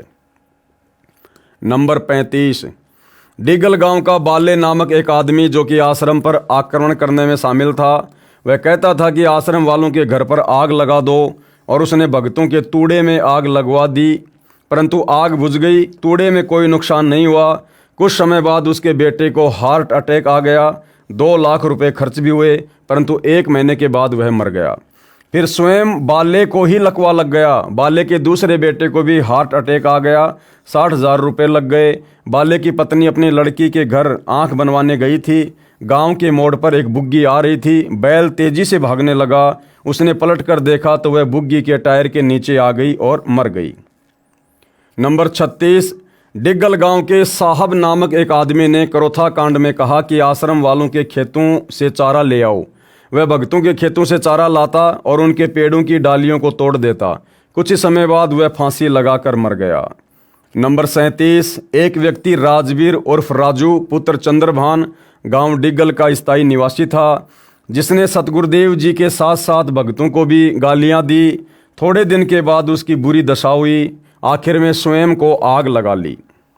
नंबर 38, एक गोगन पुत्र सुबे गांव डिगल ने आश्रम से कपड़े, घी, बर्तन आदि की चोरी की थी। वह सर्दियों में दीपक से रजाई में आग लगने से जलकर रोहतक मेडिकल में 15 दिन भुगत कर मरा। नंबर 39, राजेश पुत्र करतार गांव डिगल, जो गांव की बहनें सत्संग में जाती थी, वह उनको चिढ़ाया करता था, कहा करता था संत रामपाल की तो दुर्घटना में मौत हो गई है। हर बार ऐसे ही बकवास करता था। कुछ दिन के पश्चात वह सड़क दुर्घटना में मारा गया, सड़क पर मरा हुआ मिला। इसी गांव में अनेकों व्यक्ति और हैं जिनको अपने किए का दंड मिला है। पुस्तक विस्तार को मद्देनजर रखते हुए नहीं लिख रहे हैं, समझदार को संकेत ही पर्याप्त होता है। परमात्मा ने संत तथा भक्तों को सताने वालों का सूड़ सा काट दिया। सूड़ सा काटना, खेतों को संवारने के लिए किसान एक के बाद एक झाड़ बोझड़े को अंधाधुंध काट कर फेंकता है और खेत को कांटे रहित करता है। सूड़ काटना हरियाणा की भाषा में कहा जाता है। तो भाइयों और बहनों, आपने ये कुछ उदाहरण देख लिए गांव डिग्गल के, क्योंकि जिन गांवों ने सबसे ज़्यादा भूमिका निभाई थी करोथा कांड के समय, संत रामपाल जी व भक्तों को दुखी करने में, परेशान करने में, अंत में किस प्रकार से दुर्गति से उनकी मौत हुई है। अब भाइयों और बहनों देखो, विचार करने की बात है। परमात्मा कभी भी पक्षपात नहीं करता है, चाहे अपना हो चाहे पराया हो। जो परमात्मा सतगुरु रामपाल जी हम भक्तों को शिक्षा देते हैं कि भाई पक्षा पक्षी के कारणे सब जग रहा भुलान और निष्पक्ष होकर हरि भजय वो है संत सुजान। तो परमात्मा अपनी आत्माओं में चाहे भगत हो चाहे जगत हो, किसी में कोई भेदभाव नहीं करता है। सतगुरु का एक लक्षण है कि वे समदृष्टि होते हैं। जो जैसा करता है समय आने पर अपना भोगता है, और पुस्तक भी यही है, भोगेगा अपना कियारे। तो सतलोक आश्रम वाले कह रहे हैं कि जिन डिग्गल गांव वालों ने सतगुरु रामपाल जी के भक्तों को दुखी किया, परेशान किया, उनको गालियां दी और उन भक्तों को डंडू से मारा, अंत में उन लोगों की किस प्रकार दुर्गति से मौत हुई है, परिवार के परिवार उजड़ गए। भाइयों और बहनों, वो डिग्गल गांव वाले थे या झज्जर गांव वाले थे या बागपुर गांव वाले थे, उन्होंने जो गलतियां की वो गलतियां तो हैं। संत को चाहे अनजाने में दुखी करो चाहे जानबूझ के दुखी करो, वो कर्म तो बन गया, लिखा गया, जो आगे चलकर भोगना भी होता है। उनका बुरा समय जल्दी आ गया और उन्होंने अपनी सजा पाई। लेकिन भाइयों और बहनों, खुद सतलोक आश्रमों से जुड़े भक्तों ने, सतगुरु रामपाल जी के परिवार ने, उनके भाई बंधु रिश्तेदारों ने क्या बरवाला कांड 2014 में कुछ वैसी ही भूमिका नहीं निभाई है जिस प्रकार की भूमिका करोथा कांड के समय इन डिग्गल गांव वालों ने निभाई। अरे उन गांव वालों को तो ज्ञान नहीं था, वो तो अध्यात्म से अपरिचित थे, वो तो गलतियां कर सकते थे। लेकिन सतगुरु रामपाल जी का परिवार तो पिछले 25-30 वर्षों से उनकी भक्ति कर रहा था, आध्यात्मिक ज्ञान से परिचित था। फिर इन लोगों ने भक्तों को संत रामपाल जी के नाम की आड़ में कमांडो बनाकर, उनके हाथों में पत्थर देकर, पेट्रोल बम देकर, लठ देकर, बंदूकें देकर पुलिस प्रशासन के सामने मरने मारने के लिए क्यों खड़ा कर दिया। क्या ये गलती नहीं है? क्या ये लोग दोषी नहीं हैं? सतगुरु रामपाल जी जब पृथ्वी पर आते हैं, ये एक अच्छे और सच्चे नागरिक की भी भूमिका करते हैं। अगर संत ही देश का कानून तोड़ेगा, न्यायालय की अवहेलना करेगा, तो भला संत के शिष्य फिर उनकी आज्ञा कैसे मानेंगे? इसलिए तत्वदर्शी संत जब कभी पृथ्वी पर आता है, वो एक अच्छे और सभ्य नागरिक की भूमिका करता है।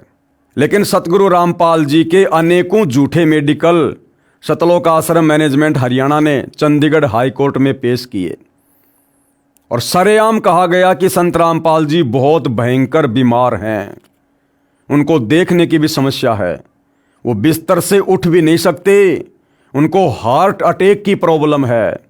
ये बरवाला कांड में आपने इंटरव्यू तो सुने होंगे सतलोक आश्रम के मुख्य भक्तों के मुख से, और किस प्रकार से भोले भाले भक्तों को सतगुरु रामपाल जी के झूठे आदेश की आड़ में बरगलाकर, उनको काले कपड़े पहनाकर, कमांडो बनाकर, हाथों में हथियार देकर, और किस प्रकार से पुलिस प्रशासन से लड़वा दिया।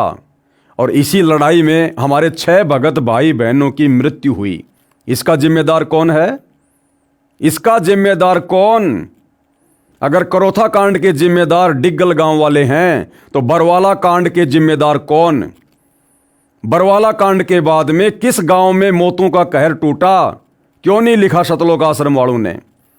अगर बरवाला कांड में किसी आर्य समाजी गांव का हाथ था, किसी प्रशासनिक व्यक्ति का हाथ था, किसी धर्म गुरु का हाथ था, तो आज तक सतलोक आश्रम वालों ने एक भी व्यक्ति का नाम उजागर क्यों नहीं किया?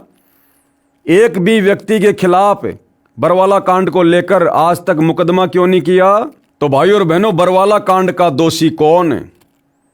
स्वयं सतलोक आश्रम मैनेजमेंट हरियाणा। और दूसरी बात, बरवाला कांड के बाद जिस प्रकार से सतलोक आश्रम वालों ने काल प्रेरणा के चलते सतगुरु रामपाल जी की गैर हाजिरी में मनमानी करते हुए जो भक्ति विरुद्ध कार्य किए हैं, वर्तमान में कर रहे हैं और संगत की मर्यादा तुड़वा रहे हैं, जिस कारण से संत रामपाल जी की संगत आज अकाल मौत मर रही है, इसका जिम्मेदार कौन? क्या ये गलतियां नहीं है? वो गांव वाले तो गलती कर सकते थे, डिग्गल वाले, वो संत के ज्ञान से अपरिचित थे, परमात्मा के विधान से अपरिचित थे, उन्होंने गलतियां कर दी। लेकिन सतगुरु रामपाल जी के भगत, उनके परिवार के सदस्य, उनके रिश्तेदार, संत रामपाल जी का भाई महेंद्र, उनके दोनों बेटे मनोज और वीरेंद्र, क्या ये भी परमात्मा के विधान से परिचित नहीं थे?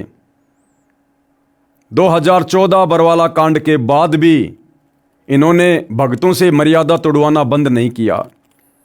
राजनीति का संत रामपाल जी से कोई लेना देना नहीं, लेकिन इन्होंने 2019 में कांग्रेस को वोट डलवा दिए और 2024 में बीजेपी को वोट डलवा दिए। जगह जगह मुख्यमंत्री की राजनीतिक रैली में, प्रधानमंत्री की राजनीतिक रैली में बेचारी नादान संगत को धक्के खिला रहे हैं। दुनिया भर की आन उपासना के केंद्रों पर जाकर भंडारा लगा रहे हैं। जैसे अयोध्या में राम मंदिर उपासकों के लिए भंडारा लगा दिया, आन उपासना में सहयोग कर दिया। क्या ये दोष नहीं है? क्या ये जुर्म नहीं है?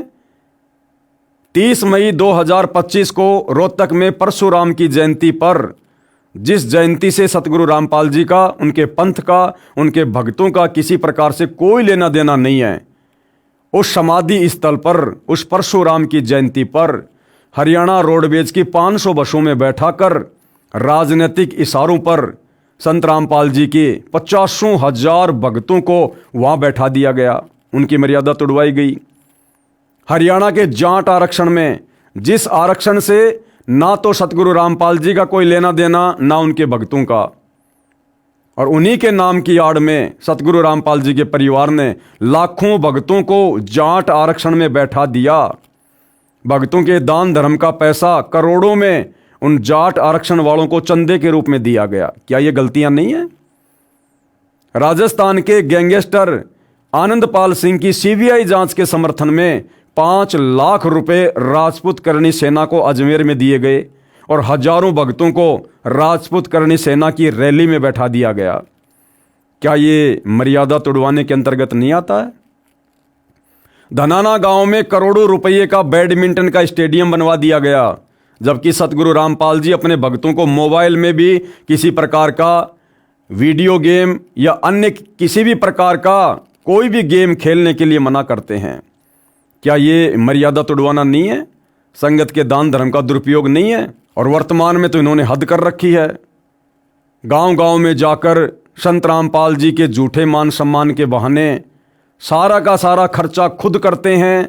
खाने का, पीने का, टेंट का, स्टेज का, डीजे का, स्क्रीन का, चेयर का, गांव वालों को बुलाते हैं, झूठा मान सम्मान करवाते हैं और वहाँ पर औरतों को नचवाते हैं, वहाँ पर औरतों को नचवाते हैं, वहाँ पर आदमियों को नचवाते हैं, वहाँ पर ढोलक पेटी के ऊपर भजन गवाए जाते हैं।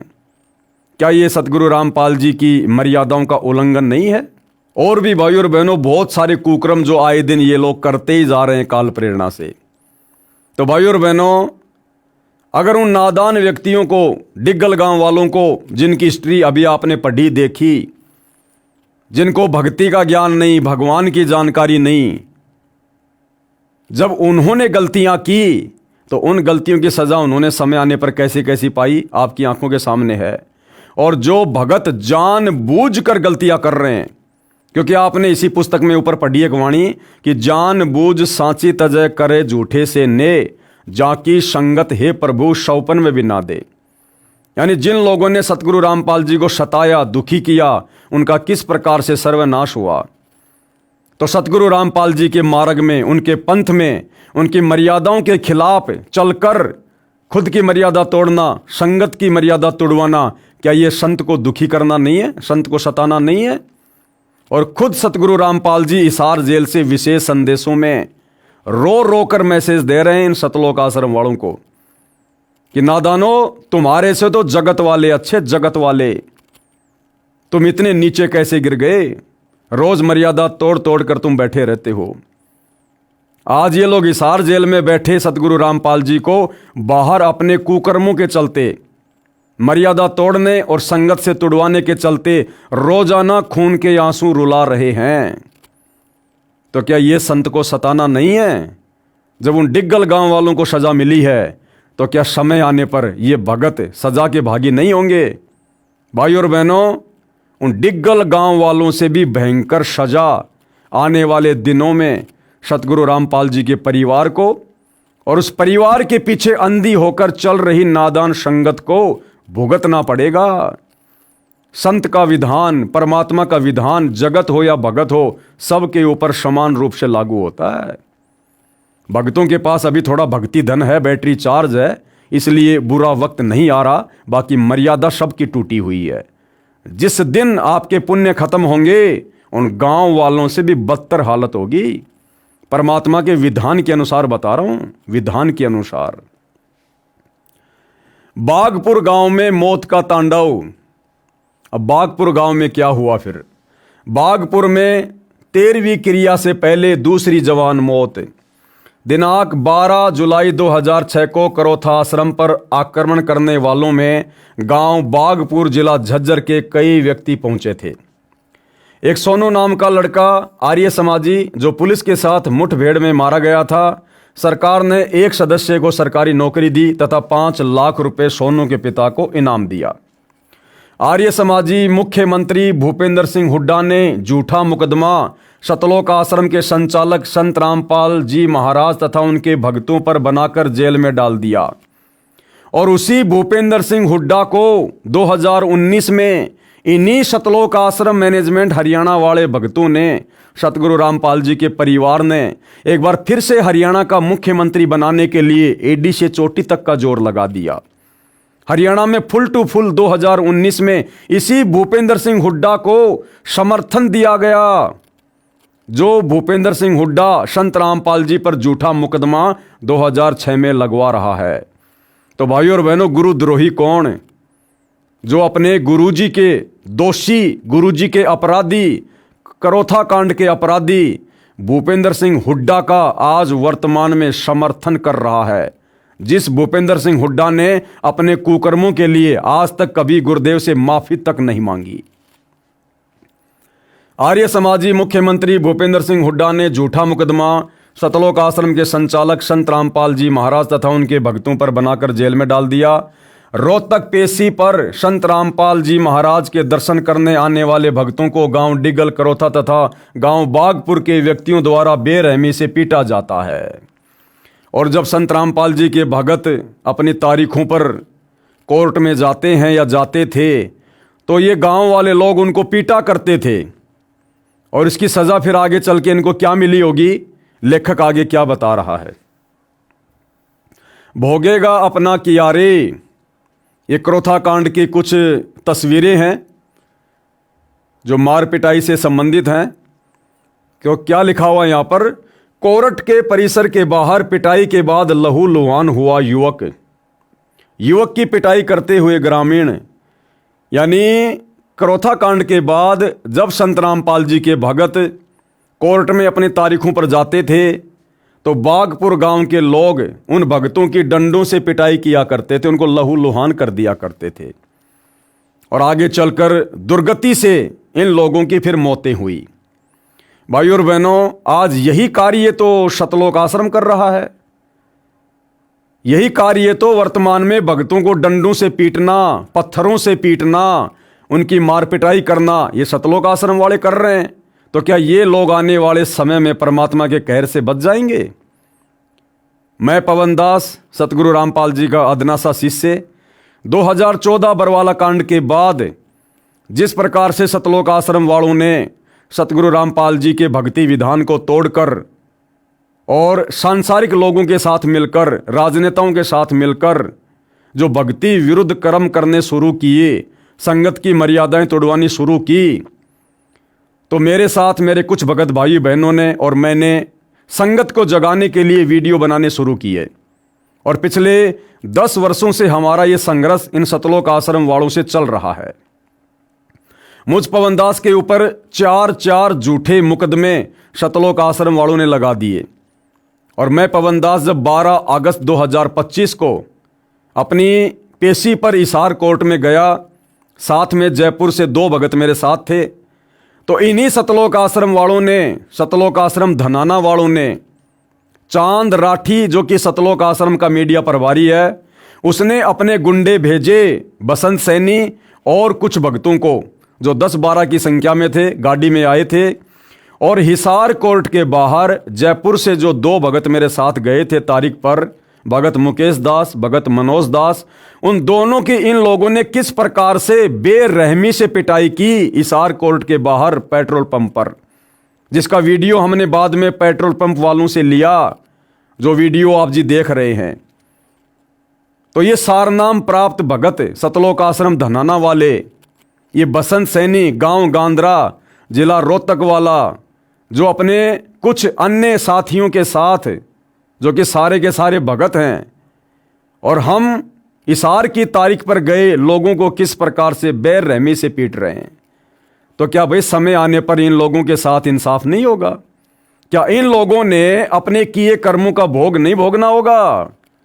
अरे गांव वालों के पास में तो पुण्य नहीं थे, भक्ति नहीं थी, इसलिए उनका सर्वनाश जल्दी हो गया।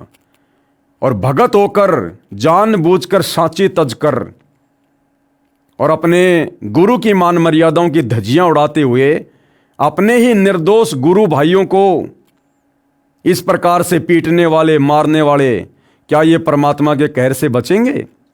हम इनको कोई बद्दुआ नहीं देते, ना हम दे सकते परमात्मा के विधान अनुसार।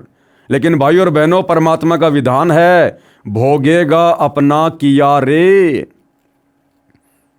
इससे पहले जयपुर में मुझ पवन दास के घर में घुसकर सतलोक आश्रम के गुंडों ने, जिनमें सतलोक आश्रम का जो वर्ल्ड कोऑर्डिनेटर है देशराज मान दिल्ली वाला, जो उत्तर प्रदेश में श्यामली आश्रम का संचालक है, एक प्रवेश नाम का लड़का दिल्ली से, और यही बसंत सैनी और इसके साथ में 5-7 लोग और, ये सभी लोग जयपुर में मुझ पवन दास के घर पर आते हैं। मैंने अपना भगत भाई समझकर इनके लिए नाश्ते पानी का इंतज़ाम करवाया बच्चों को बोलकर। इन्होंने अचानक से हमारे ऊपर हमला बोल दिया, बच्चों को रसोई में धक्का देकर बंद कर दिया, बोले अगर आवाज़ की तो जान से मार देंगे। और मुझ पवन दास को आप देख रहे हैं किस प्रकार से इन्होंने लट्ठों से मारा, पूरा शरीर इन्होंने लाल कर दिया। वो तो गुरुदेव भगवान की रजा थी, जो दास को कोई विशेष नुकसान नहीं हुआ, अन्यथा अपनी तरफ से ये लोग मुझे जानवर की तरह मार कर गए थे। तो क्या समय आने पर भाई और बहनों इनका इंसाफ नहीं होगा? क्या अपने किए कर्मों का भोग ये लोग नहीं भोगेंगे? उससे पहले 2016 में मैं पवन दास मध्य प्रदेश में गया हुआ था, संगत के बीच में बैठा हुआ था, बरवाला कांड के विषय में भाई बहनों को बता रहा था। उसी समय मध्य प्रदेश का स्टेट कोऑर्डिनेटर विष्णु साहू अपने 10-12 साथियों के साथ गाड़ी भरकर हथियारों समेत आता है और किस प्रकार से मुझ पवन दास को सारे मिलकर लट्ठों से मार रहे हैं। क्या इससे परमात्मा खुश होता है, प्रसन्न होता है? क्या समय आने पर परमात्मा के भक्ति विधान से परिचित ये भगत भाई अपने किए कर्मों का भोग नहीं भोगेंगे? अवश्य भोगना पड़ेगा, अवश्य। ये परमात्मा का विधान है। परमात्मा के घर देर है, अंधेर नहीं है। तो किस प्रकार से जो भगत भाई थे, जो क्रोथा कांड के बाद रोहतक में कोर्ट में तारीखों पर जाया करते थे और आसपास के गांव वाले किस प्रकार से उनकी पिटाई किया करते थे, आज ये सतलोक आश्रम वाले पुस्तकें बना बना के दिखा रहे हैं। क्या आने वाले समय में जो वीडियो तुम सतलोक आश्रम वालों के कुकर्मों के बन चुके हैं, मार पिटाई के बन चुके हैं, झूठे मुकदमों के बन चुके हैं, क्या देश और दुनिया नहीं देखा करेगी? क्या देश और दुनिया तुम्हें नहीं धिक्कारा करेगी? जिस प्रकार से आज भगत भाई इन लोगों को धिक्कार रहे हैं, तो भाई भोगेगा अपना किया रे, कर्म फल भोगना पड़ता है। ये अखबार की न्यूज है। हरिभूमि रोहतक मंगलवार 1 अगस्त 2006। रामपाल के अनुयायियों को धुना, जो तारीख पर जाया करते थे, किस प्रकार से गांव वाले उनकी पिटाई कर रहे हैं, ये देखिएगा। फिर हुई रामपाल के समर्थक की धुनाई। इस पाप कर्म का फल इन गांव वालों को मिला जो इस प्रकार है। लेखक कह रहा है कि संत रामपाल जी के भक्तों को मारने का, पीटने का जो फल है, आगे चलकर उन बागपुर गांव वालों को भी भुगतना पड़ा, जो इस प्रकार है। दिनांक 4/11/2010 के दैनिक भास्कर समाचार पत्र में छपा कि गांव बागपुर में 1 वर्ष में 100 से ज्यादा जवान मौत हो चुकी हैं। किसी साधु संत तथा झाड़ फूक वाले के बताए अनुसार 7 दिन की भी 13वीं करके देख ली, फिर भी 7 दिन के अंदर अन्य युवक की मौत हो गई। पाप बढ़ जाने के कारण सर्व जंतर मंत्र असफल हो जाते हैं। तो भाई गांव वालों के पास में तो भक्ति नहीं थी, वो संत रामपाल जी के भगत नहीं थे, जिस कारण से उनके पाप कर्म जल्दी उजागर हो गए और उनका सर्वनाश हो गया। सतलोक आश्रम से जुड़े भक्तों के पास जो अपने गुरु भाई बहनों को लठों से मारते हैं, डंडों से मारते हैं, लात घूंसों से मारते हैं, हम सत्सेवकों पर झूठे मुकदमे लगाते हैं, हमें परेशान करते हैं। भाई तुम्हारे पास अभी थोड़ी भक्ति शेष है, क्योंकि तुम काफी समय से भक्ति कर रहे हो, लेकिन वर्तमान में मर्यादा किसी की नहीं है, सारे के सारे पंचर हो। और संत के भक्तों के साथ पंगा, यानी भक्ति का जल्दी सर्वनाश होना, बड़ा पंचर लगना, आने वाले समय में क्या होगा? हम तो यही प्रार्थना करेंगे कि परमात्मा तुम्हें सद्बुद्धि दे और आप सतलोक आश्रम वाले नाक रगड़ रगड़ के सतगुरु रामपाल जी से 2014 बरवाला कांड और उसके बाद से लेकर वर्तमान समय तक जो कुकर्म कर रहे हो, सारी संगत की मर्यादा तुड़वा चुके हो, माफी मांग लो, अन्यथा भाई और बहनों दुर्गति ज्यादा दूर नहीं है। बागपुर गांव में मौत का तांडव। कृपया पढ़ें दैनिक भास्कर समाचार पत्र की फोटोकॉपी दिनांक 4/11/2010 की।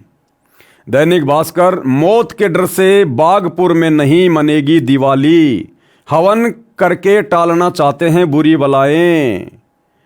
7 दिन की 13वीं। गांव के बुजुर्गों का कहना है कि पंचायत कर और सिद्ध महात्माओं से सलाह लेकर मृत्यु संस्कार के बाद 13 दिन की 13वीं को 7 दिन का भी करके देख चुके हैं, लेकिन कोई फायदा नहीं हो रहा है। 7 दिन पहले और कोई जवान मौत हो जाती है। चंदे से कराया हवन, ये अखबार की कटिंग है। भोगेगा अपना किया रे, पेज नंबर 15। बागपुर गांव के कुछ मुख्य पापियों पर कहर इस प्रकार टूटा। नंबर 1, पंडित विजेंद्र पुत्र प्रताप सिंह। नंबर 2, पंडित राजवीर पुत्र मनसाराम। पंडित कृष्ण पुत्र सुखलाल। ऊपर लिखित तीनों व्यक्तियों ने आर्य समाजियों द्वारा भ्रमित होकर पूर्ण परमात्मा के अवतार संत रामपाल जी महाराज के खिलाफ अभद्र शब्दों का प्रयोग करके भजन तथा रागनी बनाई तथा जगह जगह खड़े होकर लोगों को गा गा कर सुनाई तथा दुष्प्रचार किया। इन दुष्ट व्यक्तियों के लिए तो ये मनोरंजन था, लेकिन भक्तों की आत्मा इन्हें सुनकर बहुत रोती थी। इन अत्याचारियों पर काल का कहर इस प्रकार टूटा। आश्रम वाले कह रहे हैं कि उन गांव वालों ने रागनियां बना बनाकर मनोरंजन के मकसद से संत रामपाल जी के खिलाफ अभद्र शब्दों का प्रयोग करते हुए लोगों को सुना सुनाकर मनोरंजन बना लिया। उन लोगों के लिए तो वो मनोरंजन था, लेकिन भक्तों की आत्मा रोया करती थी। ठीक इसी प्रकार भाई और बहनों, वर्तमान में सतगुरु रामपाल जी की गैर हाजिरी में ये सतलोक आश्रम वाले, सतगुरु रामपाल जी के परिवार वाले इसी प्रकार से धर्म को धंधा बनाकर मनोरंजन कर रहे हैं। भाई और बहनों, हाल ही 7 दिसंबर 2025 को गांव धीरणवास में सतगुरु रामपाल जी की फोटो का जिस प्रकार से झूठा मान सम्मान करवाया गया है, क्योंकि वो लाखों का टेंट, खाने पीने की सामग्री, सारा खर्चा खुद ये सतलोक आश्रम वाले करते हैं। उस धीरणवास के झूठे मान सम्मान के कार्यक्रम में भाई और बहनों, सतगुरु रामपाल जी के शब्दों पर इन लोगों ने ढोलक पेटी के साथ में लोगों को नचवा दिया। वहां पर एक प्रकार से भांडगिरी शुरू करवा दी, भांडगिरी। क्या इससे भक्तों की आत्मा दुखी नहीं होती? क्या इससे संत रामपाल जी की आत्मा दुखी नहीं होती? दिल्ली के एक कार्यक्रम में हाल ही 9 दिसंबर 2025 को दिल्ली में एक कार्यक्रम आयोजित किया गया, भारत गौरव अवार्ड। और वहां ये सतलोक आश्रम वाले, सतगुरु रामपाल जी के परिवार वाले, सतगुरु रामपाल जी का झूठा मान सम्मान करवाने के लिए उनकी प्रतिमा को लेकर जाते हैं। और उस कार्यक्रम में सतगुरु रामपाल जी के परिवार वाले सबसे आगे बैठे हैं और वहां पर लड़कियां डांस कर रही हैं, औरतें नाच रही हैं। क्या सतगुरु रामपाल जी के मार्ग में भक्तों को इस प्रकार से अपनी ही बहनों को समाज के सामने नाचता हुआ देखकर अच्छा लग रहा होगा? क्या ये भांडगिरी नहीं है? क्या ये भड़वागिरी नहीं है? क्या भक्तों को शर्म नहीं आई जरा भी? पूरे विश्व के प्राणी हमारे भाई बहन हैं और हमारी बहनें दुनिया का मनोरंजन करने के लिए उस कार्यक्रम में नाच रही हैं और ये सतलोक आश्रम वाले बैठे बैठे आनंद मना रहे हैं, मनोरंजन के रूप में ले रहे हैं। क्या ये भांडगिरी नहीं है? क्या इससे हम भक्तों की आत्मा नहीं रोएगी? क्या सतगुरु रामपाल जी खुश होंगे इस भांडगिरी के प्रोग्राम को देखकर?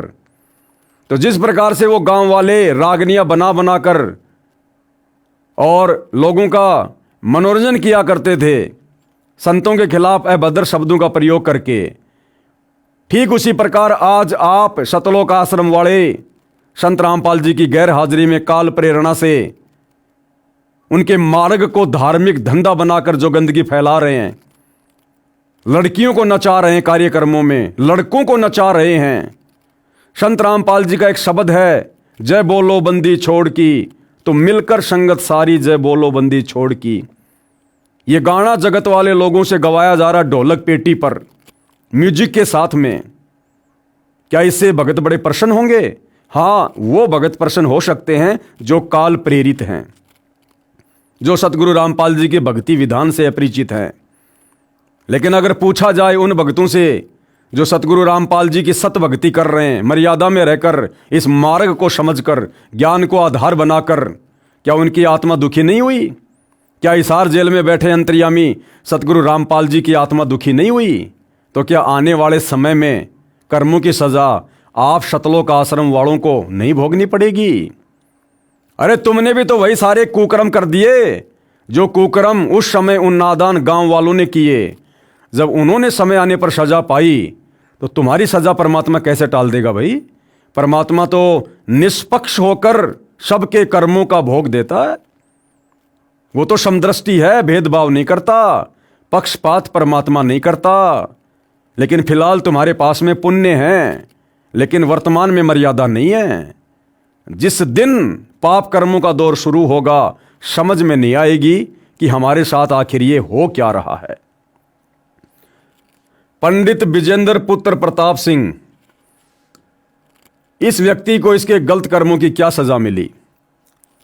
इस व्यक्ति के 2 पुत्र मृत्यु को प्राप्त हुए। बड़ा लड़का उम्र 12 साल रोड दुर्घटना में तथा छोटा लड़का उम्र 9 साल बीमारी से तड़फ तड़प कर मृत्यु को प्राप्त हुआ। दूसरा पंडित राजवीर पुत्र मनसाराम, इस व्यक्ति के परिवार में क्या दुर्घटना घटी? इस व्यक्ति से काल ने अपनी ही चाची की हत्या करवाई, जिस कारण आपसी रंजिश भी हो गई तथा 302 का मुकदमा बना और जेल जाना पड़ा।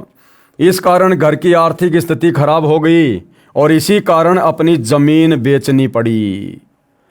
नंबर 3 कृष्ण पुत्र सुखलाल, ये व्यक्ति एक्स सर्विसमैन था, अपना घर परिवार ठीक ठाक चला रहा था, लेकिन इसने आर्य समाजियों द्वारा भ्रमित होकर पूर्ण परमात्मा के अवतार परम कृपया पात्र संत रामपाल जी महाराज तथा भक्तों के खिलाफ दुष्प्रचार करके अपने कर्म बिगाड़ लिए।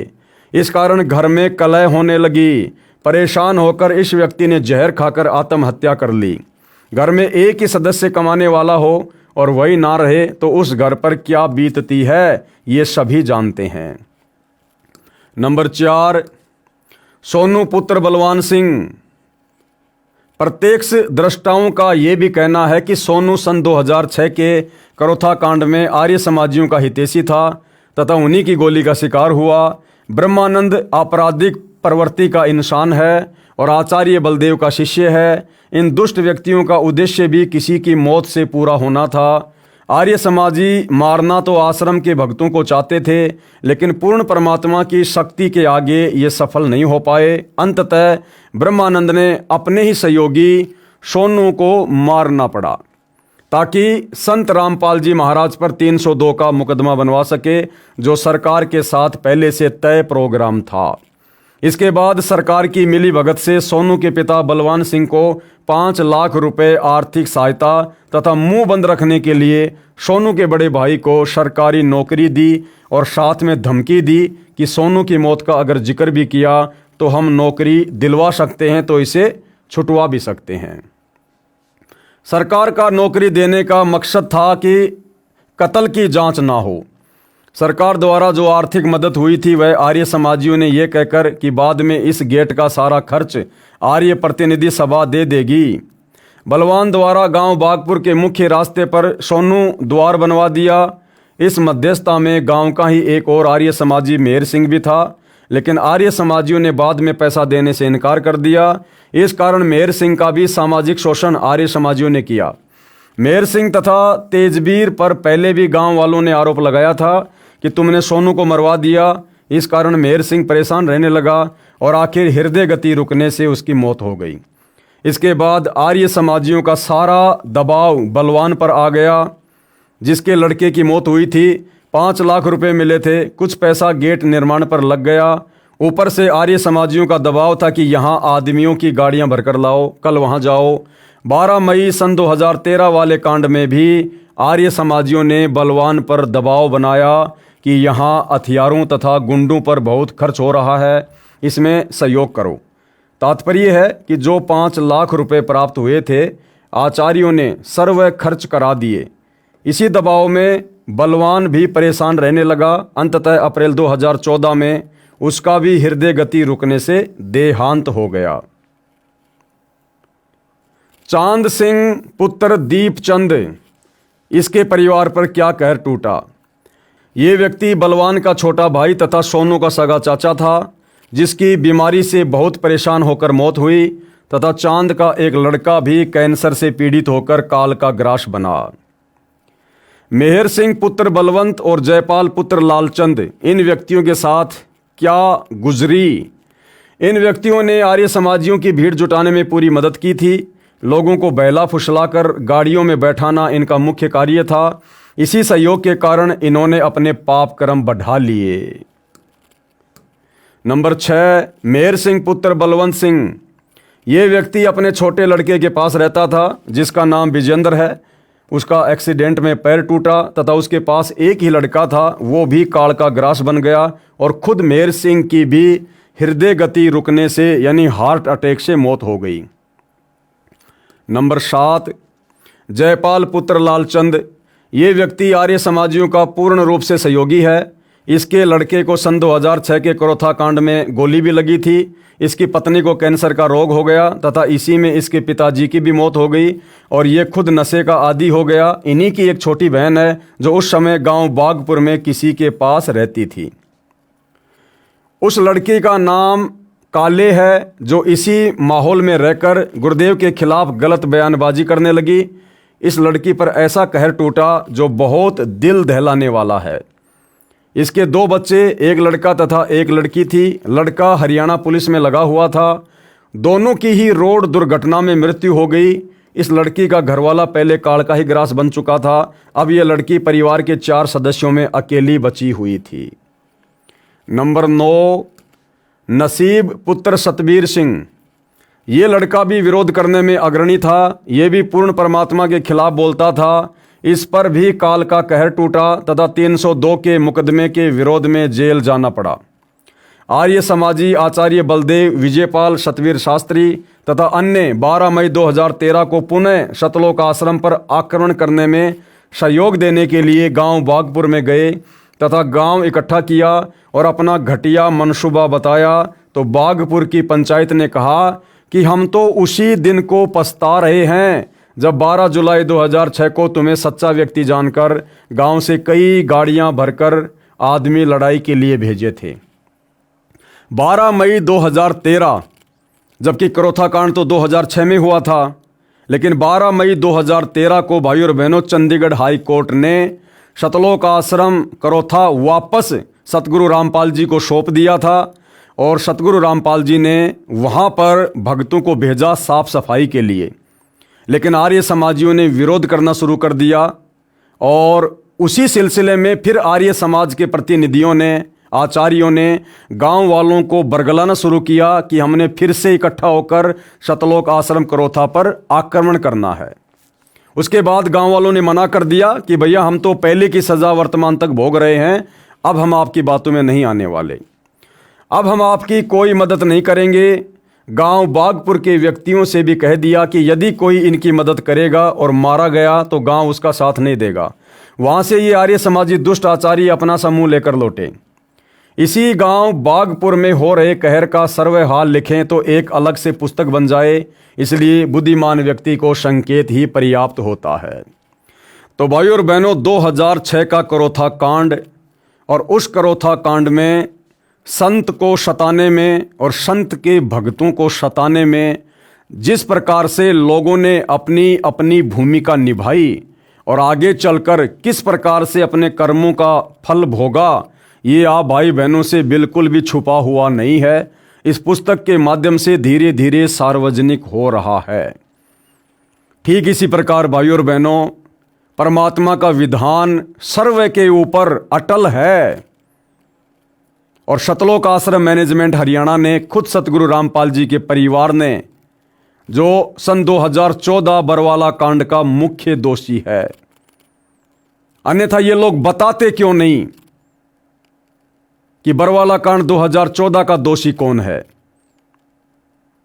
इन्होंने खुद ही मनमाने कार्य करके, परमात्मा के विधान को तोड़ के, अहंकार में चूर होकर राष्ट्रीय समाज सेवा समिति जैसा संगठन बनाकर संत रामपाल जी के बोले वाले भक्तों को काले कपड़े पहनाकर, कमांडो बनाकर, उनके हाथों में हथियार देकर, लठ देकर, पत्थर देकर, पेट्रोल बम देकर प्रशासन के सामने खड़ा कर दिया मरने और मारने के लिए, और झूठा आदेश बता दिया संत रामपाल जी का कि गुरुजी चंडीगढ़ की तारीख पर नहीं जाना चाहते हैं, इसलिए हमने किसी भी हाल में पुलिस को आश्रम के अंदर आने से रोकना है, और यदि आज किसी भगत की मौत हो गई तो वो सीधा सतलोक जाएगा। यहाँ तक झूठ इन आश्रम वालों ने फैलाया और किस किस प्रकार के झूठे बयान बरवाला कांड के समय सतलोक आश्रम के मीडिया प्रभारी लोगों के द्वारा दिए गए। यदि आपको दास वो सारे बयान सुनाने लगे तो भाई और बहनों 1 घंटा बीत जाएगा। 1 घंटा कैसे बेहुदे बयान, बिना सिर पैर के इंटरव्यू इन लोगों ने बरवाला कांड के समय दिया।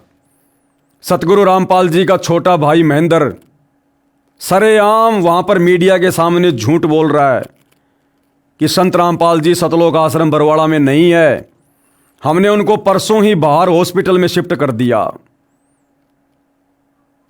क्या आवश्यकता थी इतना बड़ा झूठ बोलने की, जबकि 2 दिन बाद दुनिया ने देखा कि संत रामपाल जी उसी सतलोक आश्रम से अरेस्ट हुए हैं। हमारे साथ संत रामपाल जी के भाई महेंद्र दास भी मौजूद हैं। इनसे जानेंगे, महेंद्र दास जी, अचानक से हालात काफी बिगड़ते नजर आ रहे हैं, तो ऐसे तो काफी नुकसान होने की आशंका है। ऐसा हम तो शांतिपूर्ण तरीके से बैठे हैं, अपने आश्रम के अंदर हैं और ये बल प्रयोग करना चाहते हैं, हमें नाजायज तंग कर रहे हैं। लेकिन आश्रम के लोग भी जैसे टकराव की स्थिति में नजर आ रहे हैं, तो क्या कोई बीच का रास्ता नहीं निकल सकता?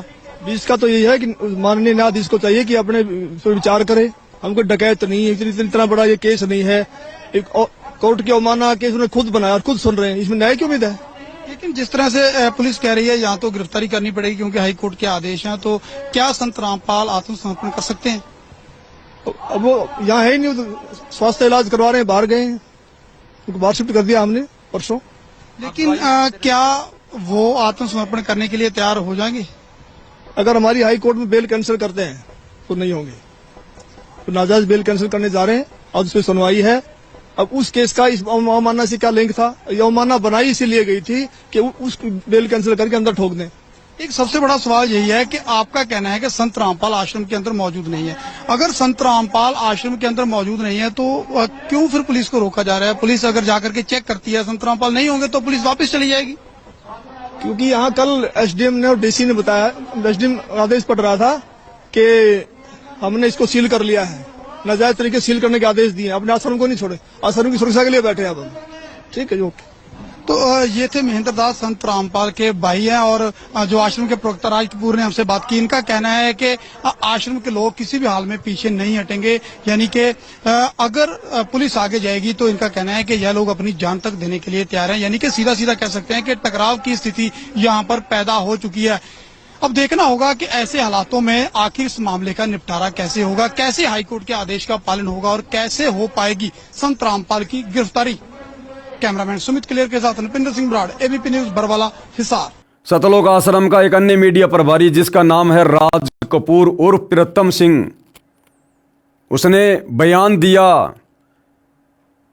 कि आने वाली 17 तारीख तो क्या, उसके बाद भी हम सतगुरु रामपाल जी को किसी भी झूठे मुकदमे में कोर्ट में तारीख पर नहीं जाने देंगे। और अगर सतगुरु रामपाल जी खुद भी तारीख पर जाना चाहेंगे, शब्दों पर ध्यान देना भाई और बहनों, आप बालक नहीं हो। उसने कहा यदि सतगुरु रामपाल जी खुद भी तारीख पर जाना चाहेंगे तो हमारी लाशों के ऊपर से गुजरना पड़ेगा। रामपाल जी महाराज के खिलाफ प्रशासन ने यदि कानून की आड़ लेके, न्यायालय का भय दिखा के यदि कोई उन्हें फंसाने का प्रयास किया, उन्हें गिरफ्तार करने का बीमारी की हालत में प्रयास किया, तो हम अपनी जान देकर उसका विरोध करेंगे। और उसके बावजूद यदि संत रामपाल जी महाराज भी इस हालात में खुद न्यायालय जाना चाहें तो संत रामपाल जी महाराज को भी हमारी 1 लाख लोगों की लाशों के ऊपर से गुजरना पड़ेगा। ये आज हमने निर्णय लिया है सर। इसलिए किसी भी सूरत में 17 तारीख तो क्या, उससे आगे भी हम संत रामपाल जी महाराज को किसी भी झूठे मुकदमे में न्यायालय में उपस्थित नहीं होने देंगे जब तक हम जिंदा हैं। 1 लाख लोग, ये 25 लाख भारत के अन्य हिस्सों में रहते हैं, वो सब के सब मरना पसंद करेंगे अन्याय को सहन करने के बजाय। तो ये गुरु भगत हैं या गुरु द्रोही हैं? और इन्होंने ऐसा किया भाई और बहनों, बेचारे निर्दोष भक्तों को पुलिस के हाथों मरवा दिया। और उन हत्याओं का मुकदमा किसके सिर लगा? सतगुरु रामपाल जी के। आज पिछले 10 वर्षों से हिसार जेल में सजा कौन काट रहे हैं? सतगुरु रामपाल जी। और ये सारे के सारे नालायक व्यक्ति अपनी अपनी जमानत करवाकर आज उसी परम संत के नाम पर बोली भाली संगत की भक्ति विरुद्ध कार्य कर करके मर्यादा तोड़वा रहे हैं। तो भाई और बहनों, समय आने पर इन लोगों के साथ में क्या होगा ये भी छुपा हुआ नहीं है। आने वाले समय में लोगों को पुस्तकें लिखने पड़ेंगी, पुस्तकें, कि किन किन नालायक भक्तों ने, सतगुरु रामपाल जी के परिवार ने, उनके रिश्तेदारों ने, भाई बंधुओं ने संत जी के जेल में रहते सहते बाहर जो भक्ति विरुद्ध कर्म करके संगत की मर्यादा तुड़वाई, काल की गोद में बैठाया, आगे चलकर उन लोगों को क्या क्या कष्टों का सामना करना पड़ा, कैसी कैसी यातनाएं भोगनी पड़ी। आने वाली पीढ़ियां भी सावधान रहेंगी, सावधान, कि परमात्मा ऐसी गलती हम नादानों से कभी भूलकर ना हो जाए जो गलतियां इस काल ने आपके कलयुगी परिवार से करवा दी, इन बड़े बड़े भक्तों से करवा दी। तो भाई और बहनों, इतिहास बनेगा, इतिहास। तो आज की वीडियो में भाई और बहनों, पूज्य गुरुदेव भगवान के आशीर्वाद से केवल इतना ही। इस पुस्तक भोगेगा अपना किया के ऊपर वीडियो बनाने की श्रृंखला जारी है। कल हम फिर से इस पुस्तक पर वीडियो बनाएंगे, आप जियों के समक्ष आएंगे और बहुत सारी सच्चाई और बहुत सारी शिक्षा इस पुस्तक के माध्यम से हमें जानने और समझने को मिलेगी। और भविष्य में हम भी सतर्क रहेंगे कि जो गलतियां काल प्रेरणा से गुरुदेव के ज्ञान को आधार ना बनाकर गुरु को अपने जैसा मानुष मानकर हमारे ही भगत भाई बहनों ने की, सतलोक आश्रम वालों ने की, ऐसी गलतियां निकट भविष्य में हमसे कभी ना हो जाए तो हम सतर्क भी रहेंगे। और सतर्क रहेंगे तो मर्यादा टूटने से बचेगी, और मर्यादा टूटने से बचेगी तो हमारी भक्ति भी फलेगी और फूलेगी। तो भाई और बहनों, आज की वीडियो में केवल इतना ही। गुरुदेव भगवान हम सभी को आशीर्वाद दें, सद्बुद्धि दें और हमें सत भक्ति मार्ग पर मर्यादाओं के साथ आगे बढ़ने की प्रेरणा करें। बंदी छोड़ सतगुरु रामपाल जी भगवान की जय हो।